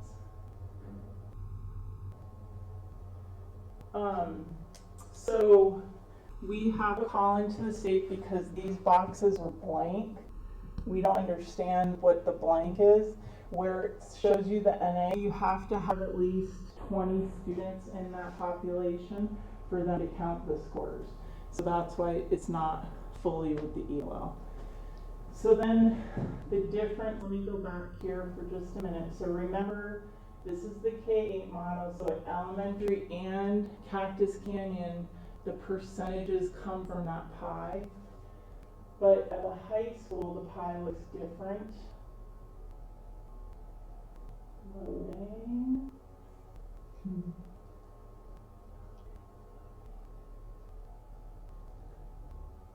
I'll go back to it. So the high school, oh yeah, there it is. So the high school looks different because I'll show you their pie if it'll load. But there's 12 subgroups eligible for them. And then for our high school, we got the number of subgroups that maintained or improved out of the 12 were 3. So then the points we got were 2.50. So let me see if that loaded that order of 12. Mm-hmm.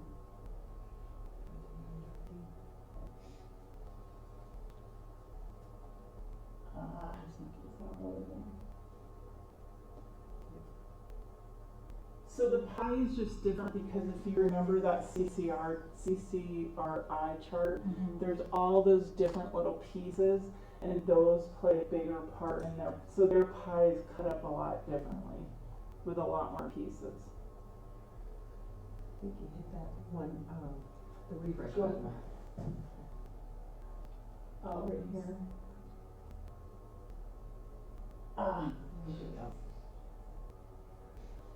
The back is inflamming.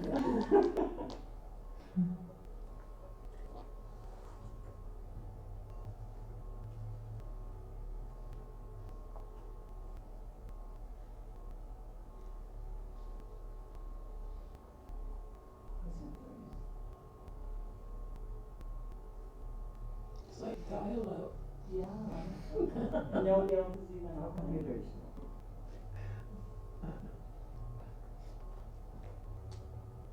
So you can see this is the pie for the high school. So their components are different.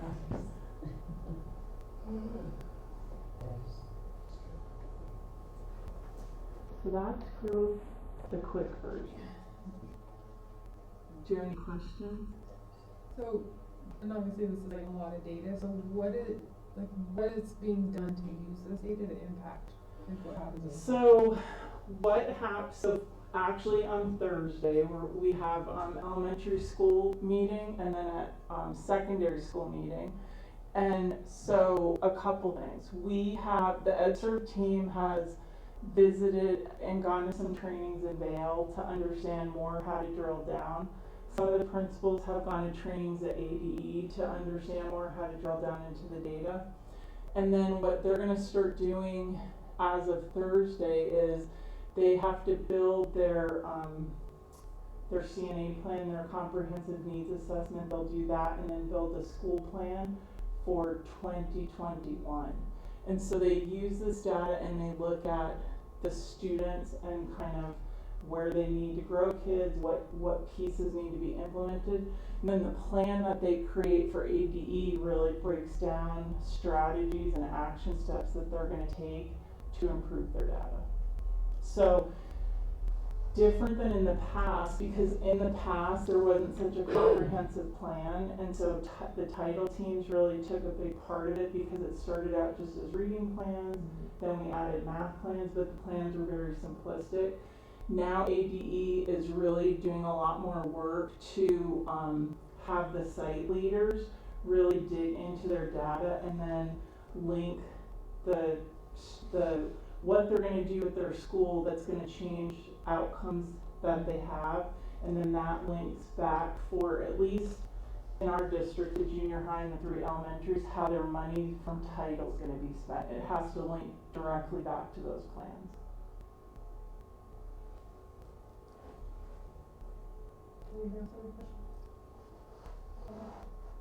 Makes sense. So do we see, like, will those plans be presented to us and then the plan compared to the outcome? That's a Dr. Anderson question. They're like 25 pages long. But what they could probably do is give you some highlights or like what's important at their site that they're doing. Because we make a district plan, like a district plan that reflects off of her plan. Then we take the pieces from AD and make a district plan, and then their plans pull from the district plan to kind of branch out to theirs. So we could do a presentation and just kind of highlight things that you could see. Like you could see the whole plan. Different though. Yeah. Needs would be different, so They it'd are. be. So there's some things that we do in common, and then there's some things that you can see there's different needs, or there's different kinds at the sites. Anybody got anything else? But now, if, just out of curiosity, if, you talked about having a little bit of a presentation, would it be helpful to, meet with principals? Wouldn't principals kind of have an idea per site what they were doing? Oh yeah, they come in and do their plans. Yeah. They come in and create their plans. So it's, we did a lot in years before, Ms. Goff and I did a lot. Now we had a meeting with Dr. Anderson and the title department from APE, and we're having to push them out the door now and just be support. So they really have to own their stuff now, which is good. It's good. Thank you. City schools update, Mrs. Doyle. So you guys want to go back up, or I don't know if we can go back up, whatever.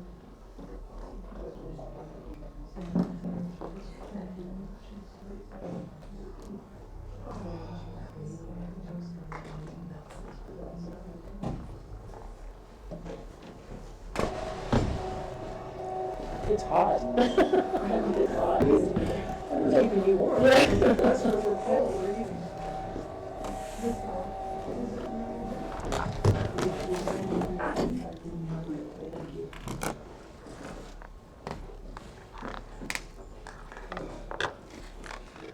Seats are so hard. No, these are a lot softer. So, Madam President, Dr. Anderson, members of the board, and everybody else here tonight. Just an update on Safe Schools. You guys have been given some handouts. The first thing I want to tell you is please don't share the handouts. One of the things we learn in dealing with law enforcement and homeland security is that the biggest threat to any organization is usually from someone knows. And so sometimes, you know, as a principal, sometimes as a district office person, you'll have somebody say, hey, I want to know what your plan is in the event of an emergency. And all we really want to say is that we do have a plan, but we don't want to share specifics. And so I've given you some specifics, but let me talk about some things that are involved here.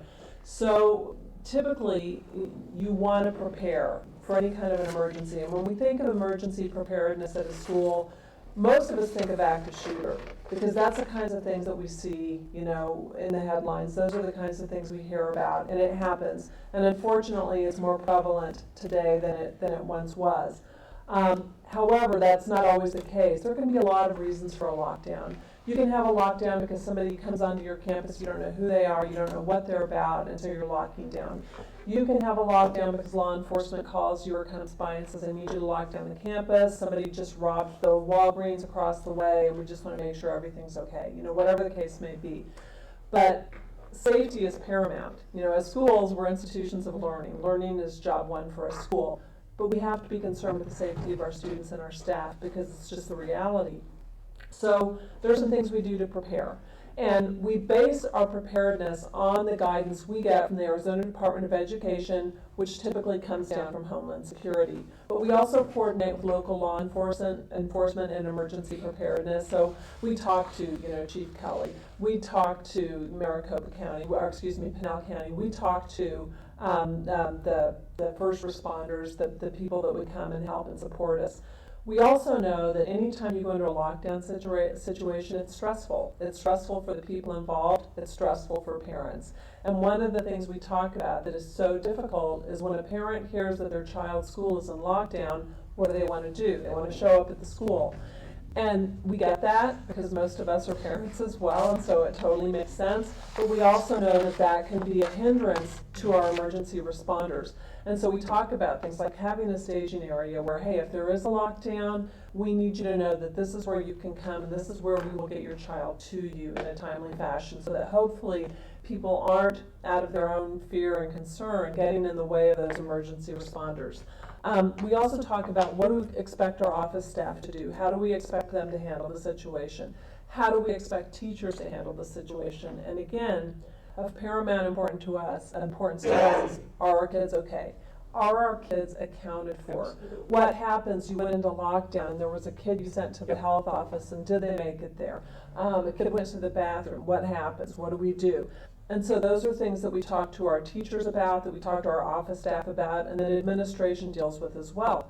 when you first hear that you're going into a lockdown, and people think you just immediately lock your doors, but what we do say, if there's not an imminent danger near you, if there are people in the hall, whether it's kids or adults, we come into your classroom, get them in there. But once you're locked down, you're locked down. That's it. You don't open the door. You hear a lot now, especially in the corporate world, about people saying, well, now we need to train people to fight back. I will tell you in school settings, and I'm sure you've known this on your own, that for most schools, the safest place for kids to be is in a locked, quiet room where nobody's making noise, there's no light, there's no sound of anybody in there. Typically, when kids have been injured or even killed, God forbid, in a situation, it's because they were out of the room. You have people do things like pull fire alarms, and people leave where they are, and then bad things happen. So all of these things are things we prepare for. All of these things are things we plan for. I don't know if any of you have ever taken a CPR course or learned how to do the Heimlich maneuver and then had to do it. But I think what we find is when we have a plan, you don't tend to panic. When we panic is when we don't know what to do. And so that's why we want to prepare our kids, we want to prepare our teachers, we want to prepare everybody at the school level and make sure they're ready. And we want to do that in cooperation with law enforcement, as I said before. So we don't share a lot with families, but we do want them to know we do have a plan. We follow the Department of Ed guidelines, we follow Homeland Security guidelines, and we do work with our local law enforcement. So, all that being said, do you have any questions for me? I do. Do we have, I've heard where some schools are prepared with like a 5-gallon bucket, the safety bucket in each classroom. Can I ask that question? Yes, we do. Yes, for we various do. reasons. It's a good question. We do have certain emergency supplies in the event of a long lockdown in classrooms. One of the things that we just met with the other day with our leadership group was, hey, who doesn't have that right now? Okay. And if you don't have it, we need to know so we can get those for you. Another thing we're looking into is something called an emergency backpack, where a teacher in each classroom would have a backpack with student rosters, parent contact information, medical information relevant to the kiddos in their class, so that in the event of an evacuation, that teacher just takes that emergency backpack and they have everything they need. We don't have those now. We're looking toward acquiring that. We're looking toward updating some walkie-talkies or just getting people those that don't have them. So that's another thing that's important. Something else we're doing. We expect our schools to have lockdown drills 2 times per year, okay? Typically 1 each semester, right? What I'm going to ask them to do next year, I haven't asked them to do it this year, is that one of those needs to be during unstructured time.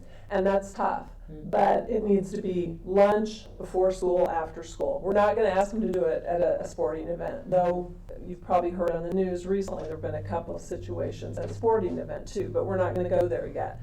But we are adding something new this year, and I have informed leadership that second semester I'm going to show up at a school on a given day and say go into lockdown. This is not a gotcha. This is not to be like, oh, you guys are doing so many things wrong. Yeah. This is to have me and whoever comes with me helping to see, look, here's where we need some shoring up. We've got a door that's not locking properly. You guys left your lights on. Somebody opened the door when I knocked on it. You know, whatever the case may be, so that we can practice and learn. If you've ever been in a fire drill, you were in school like I was in school, nobody takes the fire drill seriously, right? You know, should we go out, shouldn't we? We don't want that to happen with these kinds of drills. We want people to take them seriously. We're not trying to scare anybody, but we're also not trying to give, advance warning. If I'm the principal and I say, okay, Thursday's lockdown at 2, that's not really a good idea. And the same thing for principals. That's why we're showing up and just saying, hey, we're going into lockdown. And I've told them that that's going to happen, but that's a new thing we're adding this year. I have told them that it won't happen during unstructured time, but maybe that's for next year too. Will there be practices during structured time also? Yes. Yeah. Mm-hmm. And the thing is, I think the hardest thing for kids sometimes is just that be quiet piece. And people have asked about cell phones. They're like, do I take a kid's cell phone if they're on it? It's so important that we front load our kids. Yeah. That we say, the way we're not planning to die. I know you want to text your mom. We're not planning to die, we're planning to live. And how we plan to live is we're quiet, we don't have lights coming on and off, we're doing what we need to do. By the same token, we also know we have populations of kiddos that have different needs and expectations, and if you need to do something to help keep somebody calm, then just do it. But again, I think it's so important that we front load all this with kids. Not that we try to scare. Right. It isn't very likely, but it could happen, and we need to be prepared for that. Will we be letting parents know, not necessarily when the dates are, but hey parents, we are going to be doing these drills. Will the parents know, or are they just gonna find out when their kids go home? I don't mean, again, I'm not saying that to tell parents, next week we're gonna have a drill. Are we gonna tell the parents at all, hey, during the year, we're practicing these lockdown drills? I think that happens now, that administrators do share with parents. It happens during the year. I know as a principal myself, I would always send a letter home that day and say, we have a lockdown drill today, and just letting you know, talk to your kids about, whatever. Because sometimes younger ones might go home and think it was an actual situation. Well, I have to tell you, as a principal, again, there were a couple times where, we had somebody crying, and do you feel good about that? No. Right. But I still feel it's important for us to practice. Yeah, you bet. You bet. And you just have to communicate with that child and that family. And it is scary. Mm-hmm. It is a scary thing, even though it's a drill. Those lockdowns feel very, very real. Yeah, they when do. you have to count the registrars, I don't know if it's still the same, used to be the person that had to have the accounting. And it was... I can tell you as an assistant Nerve-wracking. principal, we were told by the police to lock down, and it was lunch, and we had PE, and we had this, and we had that. And we had two guys that had robbed something, and they were running across our field, and we're herding the kids into the building. And I remember looking for a child that was unaccounted for, and she was a second grader. And I found her in a bathroom standing on the toilet, and it still chokes me up. Yeah. But good for her. She made sure they couldn't see her legs. I have a question. Yes.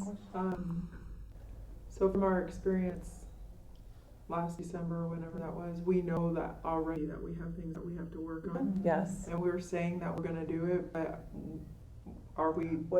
I think that's going back to our facilities and where are we in that process? And I don't know if what we've corrected at this point and what we have not. I know some of the pieces that we had identified at that time as the sound system in the South Gym.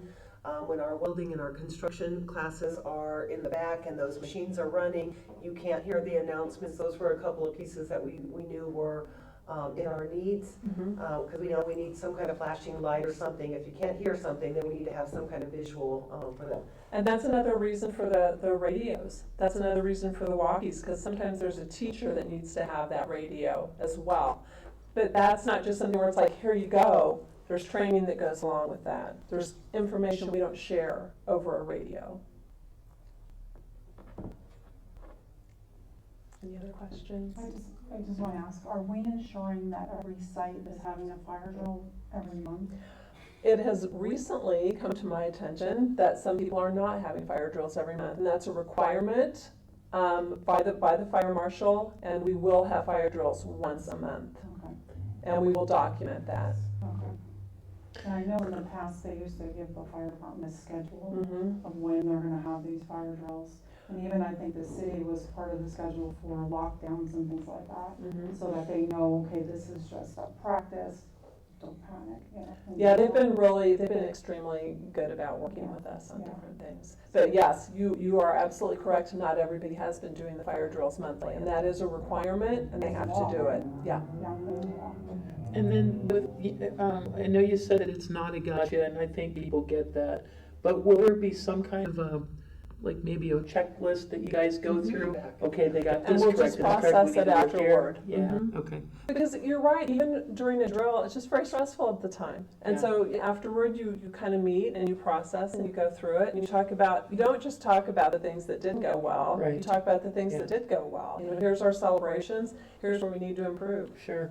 And I can't imagine anybody not wanting to improve. I mean, the goal is safety. And I think everybody wants to be good at that. Right, and it's important to be honest. With Heather sharing the data about our growth, we have to talk about the things so that we can fix them. Yeah. We don't have unlimited resources, but there are certain areas where we just have to be sure that we have everything in place we need, and safety's one of them.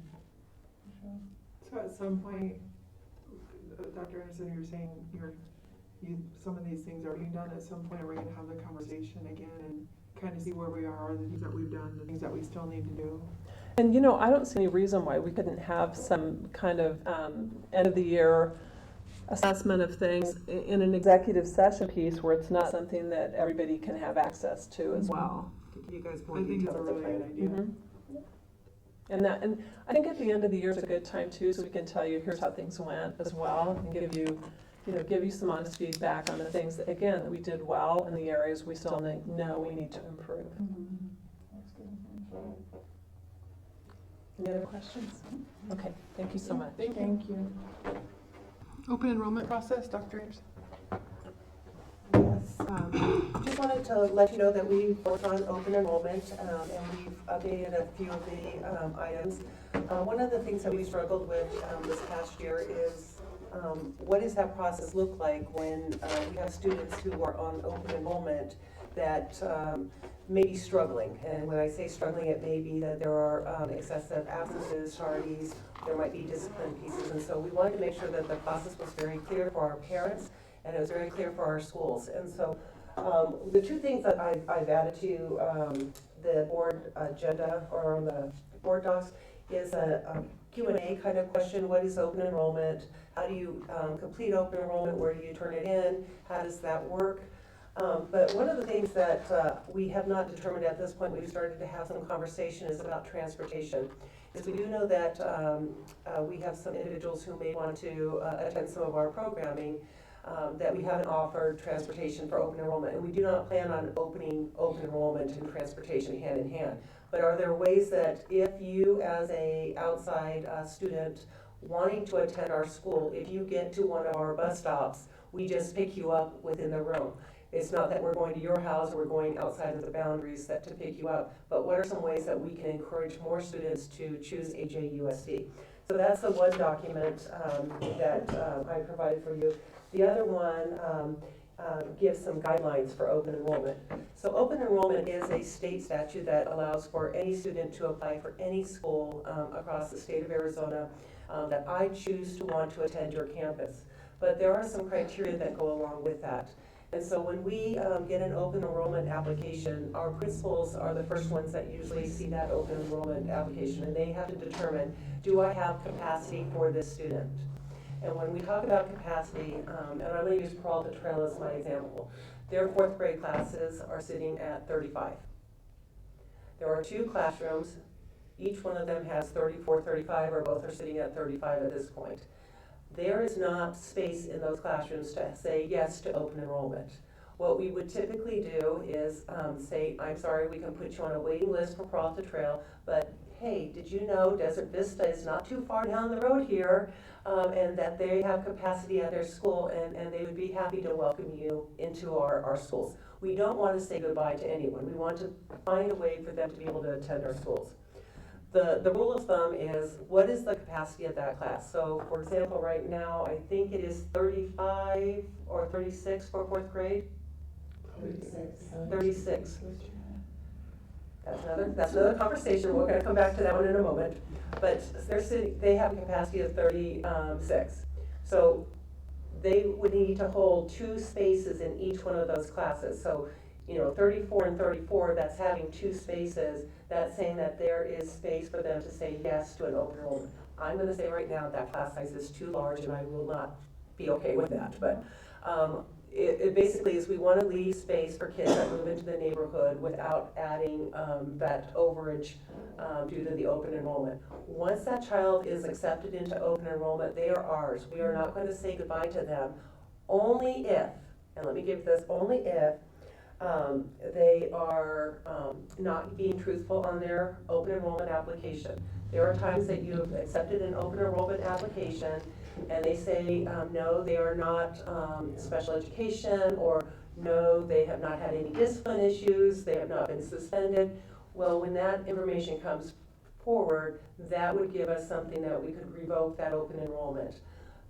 Because when you do get an open enrollment for a special education, you have to look at all of the services that child has. We know that that child may need transportation, they may need speech services, OT, we may need to have social counseling. all these different pieces. Well, when Peralta Trail, when Natalie Clement, the principal of Peralta Trail gets that, and she says, okay, this child is a speech-only child. Okay, I'm gonna look at how much speech time I have on my campus. Am I able to provide those services to the child without taking away from the students that live within this neighborhood? If I don't have enough speech time, then I would deny that, or I would push them and say, hey, Desert Vista, do you have that capacity? Okay, once again, then we would try to direct them in that area. Another reason that we would revoke an open enrollment is that the student has excessive absences or tardies.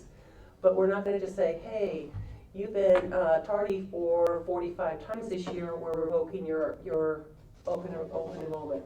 We're going to have we have a process in which the principal would send a warning letter, reach out to the parent, have the conversation about what are those expectations that we need to see from that child and from that family so that we can continue that student attending our schools. And the third reason that we would revoke an open enrollment would be discipline. Is the student acting out in a manner that is destructive or is hurting others? But once again, depending on the severity, it could be that we're gonna revoke your open enrollment at the end of the quarter of the semester, or we're gonna give them a warning letter. You know what, you've been suspended for 2 days. We're gonna give you a warning letter. We need to see that this behavior doesn't come back, and it's gonna be dependent on that behavior.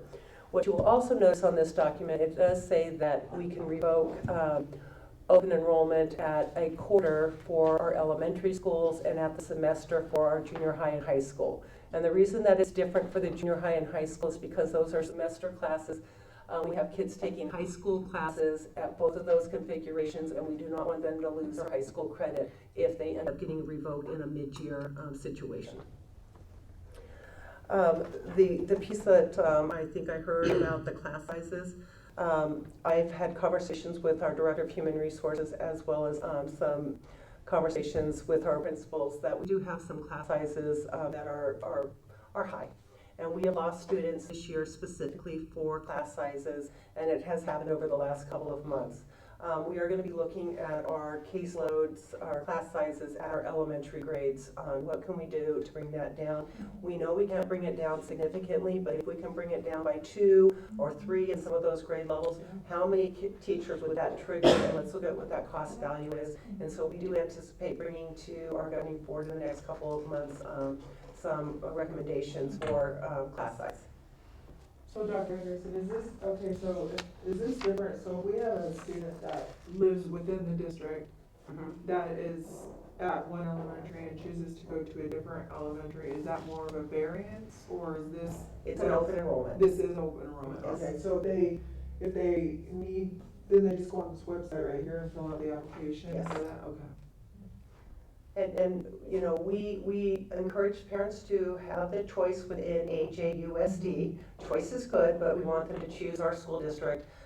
Parents have to decide what's best for their children, and we want to be able to accommodate that. Yeah, I was just asked that question and I didn't know, so this will be helpful. And so the class size, just, my brain had a little hard time wrapping around it. For open enrollment, we're capping the class sizes at 34? No. And keeping that 2-person wiggle room? No. Did I mix that out? So for example, you have a class size limit. So I'm going to use, I'll use kindergarten. So if kindergarten can have 25, right now we say for 1 teacher for every 25 kids. Okay. So that's our ratio. But now we come into Desert Vista kindergarten. Well, there's only 20 kids in this class, in their classes. So they have 5 kids that they can have in each one of those classes. So there's 15 spaces there available. So yes, we welcome all open enrollment because we have capacity in our kindergarten classes to add children. If I had 24 kids in each one of those classes, I don't have those 2 openings in each room. So because I only have 24 kids and the cap is 25, there's only 1 sitting there in each one. Each one has to have 2 before we could say we can accept any others, because we don't want to go over because of the open enrollment that triggers some monies or triggers us to have class sizes too high that then takes it out on the teachers because it's a lot of kids. And we just want to make sure that we're fair and equitable in the way that we do things. Okay. So I have a question. So what would trigger opening up another class? So if you have 4 kindergarten classes that are at 25 max, what would have to happen to open another class? That's why we would really want the open enrollment to take place in the spring, so that we are planning our staffing to meet that need. We would not trigger a class in mid-year because of open enrollment. Well, what if it's not open enrollment, when it's just? For them to trigger, they have to sit, so say that, I'm gonna go back to the 25. If all of them are sitting at 26, there's 3 teachers, 26, 26, 26, when the first one gets 27, that would trigger us for another teacher. So there's 4 kids over. But they have to sit that way for 3 weeks in a row. And if they sit there for 3 weeks in a row, then that's the trigger. But most cases, it then drops down another 2. And so we've watched a couple of those kind of things this year, but nothing has hit that capacity. Any other questions? Strategic plan indicator update. So our strategic plan, we have our scorecard, and our scorecard is really a summative assessment of what have we done for that year based on our 29 indicators on our strategic plan. However, at this point of the year, we do have 3 indicators that we can share out with you. And the first 2 are ones that you've already heard about. Mrs. Castellano had presented the Gallup student survey to you a few months ago. And those were the indicators on hope and engagement. And when we look at hope and engagement with our students, we really want to see that that percentage or that number go up. That shows that our students are getting more hopeful for their future. Unfortunately, it only went up by 1/10 of a point. So we didn't have any significant growth either in hope or engagement at this point. And so we do know that that is one of our measurements that we will continue to look at, and reaching out with our kids when we look at our restorative justice practices, when we're looking at our social and emotional well-being practices that we're doing within our schools, that we will hope that those pieces are translating back to the kids, and that hope is growing within them. The third indicator I wanted to hope, just so that you know what that one was, it went from 4.1 in 2018-2019 to 4.05. So there was a slight decrease in the in the hope indicator. And then the third one was regarding the retention of our students from our junior high to our high school. This past year, we had 77.5% of our students retained from our junior high into our high school. That is a dip of about 3.5% from the year before. So we had hit the 80s the year before, and now we're at the 77.5. So not in the direction that we want it to be. We do know that we need to continue to build those relationships, and I think the high school did an absolutely wonderful job last week, having our 8th grade students come over and tour the campus, had some activities, and I just heard rave reviews from many people about that event. We're also doing the same thing with Cactus Canyon in our elementary schools, because we also know that there's about a 20% loss going in that direction, that we need, we need to continue to say our junior high and our high school are the places that you want to be, and how are we building those connections and those relationships with those kids, so that that's the direction that they go. Any questions? Comment? Is anybody cold? Okay. Number 5, action items. Item 5.1, the governing board may call for an executive session pursuant to ARS 38-431.03A3 and 4 for discussion or consultation for legal advice with the governing board's attorney, and for the governing board to consider its position and instruct its attorney regarding the superintendent's renewal of employment and related matters, including a new superintendent employment agreement. Would somebody like to make a motion to go into executive session? Madam President, so moved. We have a motion. Do we have a second? Ms. Conley, did you say? Yes. Any discussion on going into executive session? Hearing none. Ms. Garcia? Yes. Ms. Conley? Yes. Ms. Ruthie? Yes. Ms. Kimball? Yes. And I'm a yes, so that motion passes 5-0. Good night. Good job, Ryan. I'm absolutely. I was gonna tease him and tell him about Tony showed up. His son is gonna have his last basketball game on February 11th, so he will not be here that night. His son's a senior. Getting a little reminiscent today. For him to say that out. If you don't want your lockdown stuff so that we can keep it confidential, if you wanna just leave it on the dais, then, we'll give it up.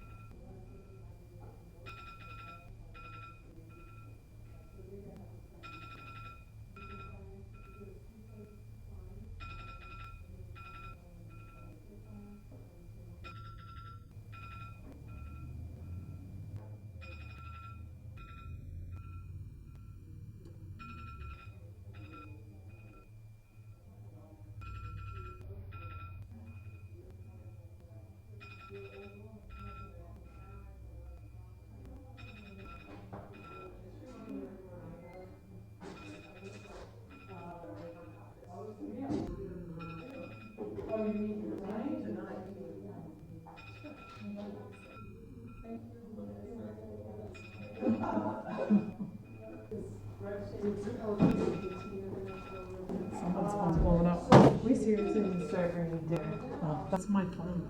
We do need to bring food. I'm hungry.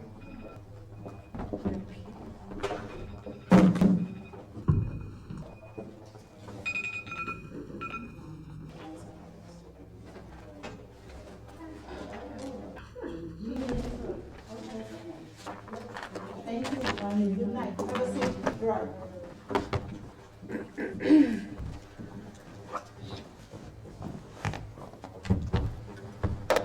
Okay. Item 5.2, possible action on superintendent's renewal of employment and employment agreement. Would somebody like to make a motion? Madam President, I move that the governing board renew Dr. Anderson's employment as superintendent of the AJUSD effective July 1st, 2020 through June 30th, 2023, and approve the related 2020 to 2023 superintendent employment agreement as presented to the governing board tonight. We have a motion, do we have a second? Second. Does anybody have any discussion? I just want to say, I mean, we've done a lot in the last 2.5 years and look forward to continuing the work over the next 3 years. Thank you. I look forward to continuing to work with Apache Junction School District and have a school district that shines for a long time to come. Any other discussion, comments? Hearing none, Ms. Garcia? Yes. Ms. Conley? Yes. Ms. Rizzi? Yes. Ms. Kimball? Yes. And I'm a yes, so that motion passes with a vote of 5-0. Request for future agenda items. Does anybody have anything that they haven't already submitted? Okay, adjournment. We are working on the manual, right? Those are things that are already in place. The athletic manual and things like that, right? Okay. And then the only thing I just want to add, the tech plan on that.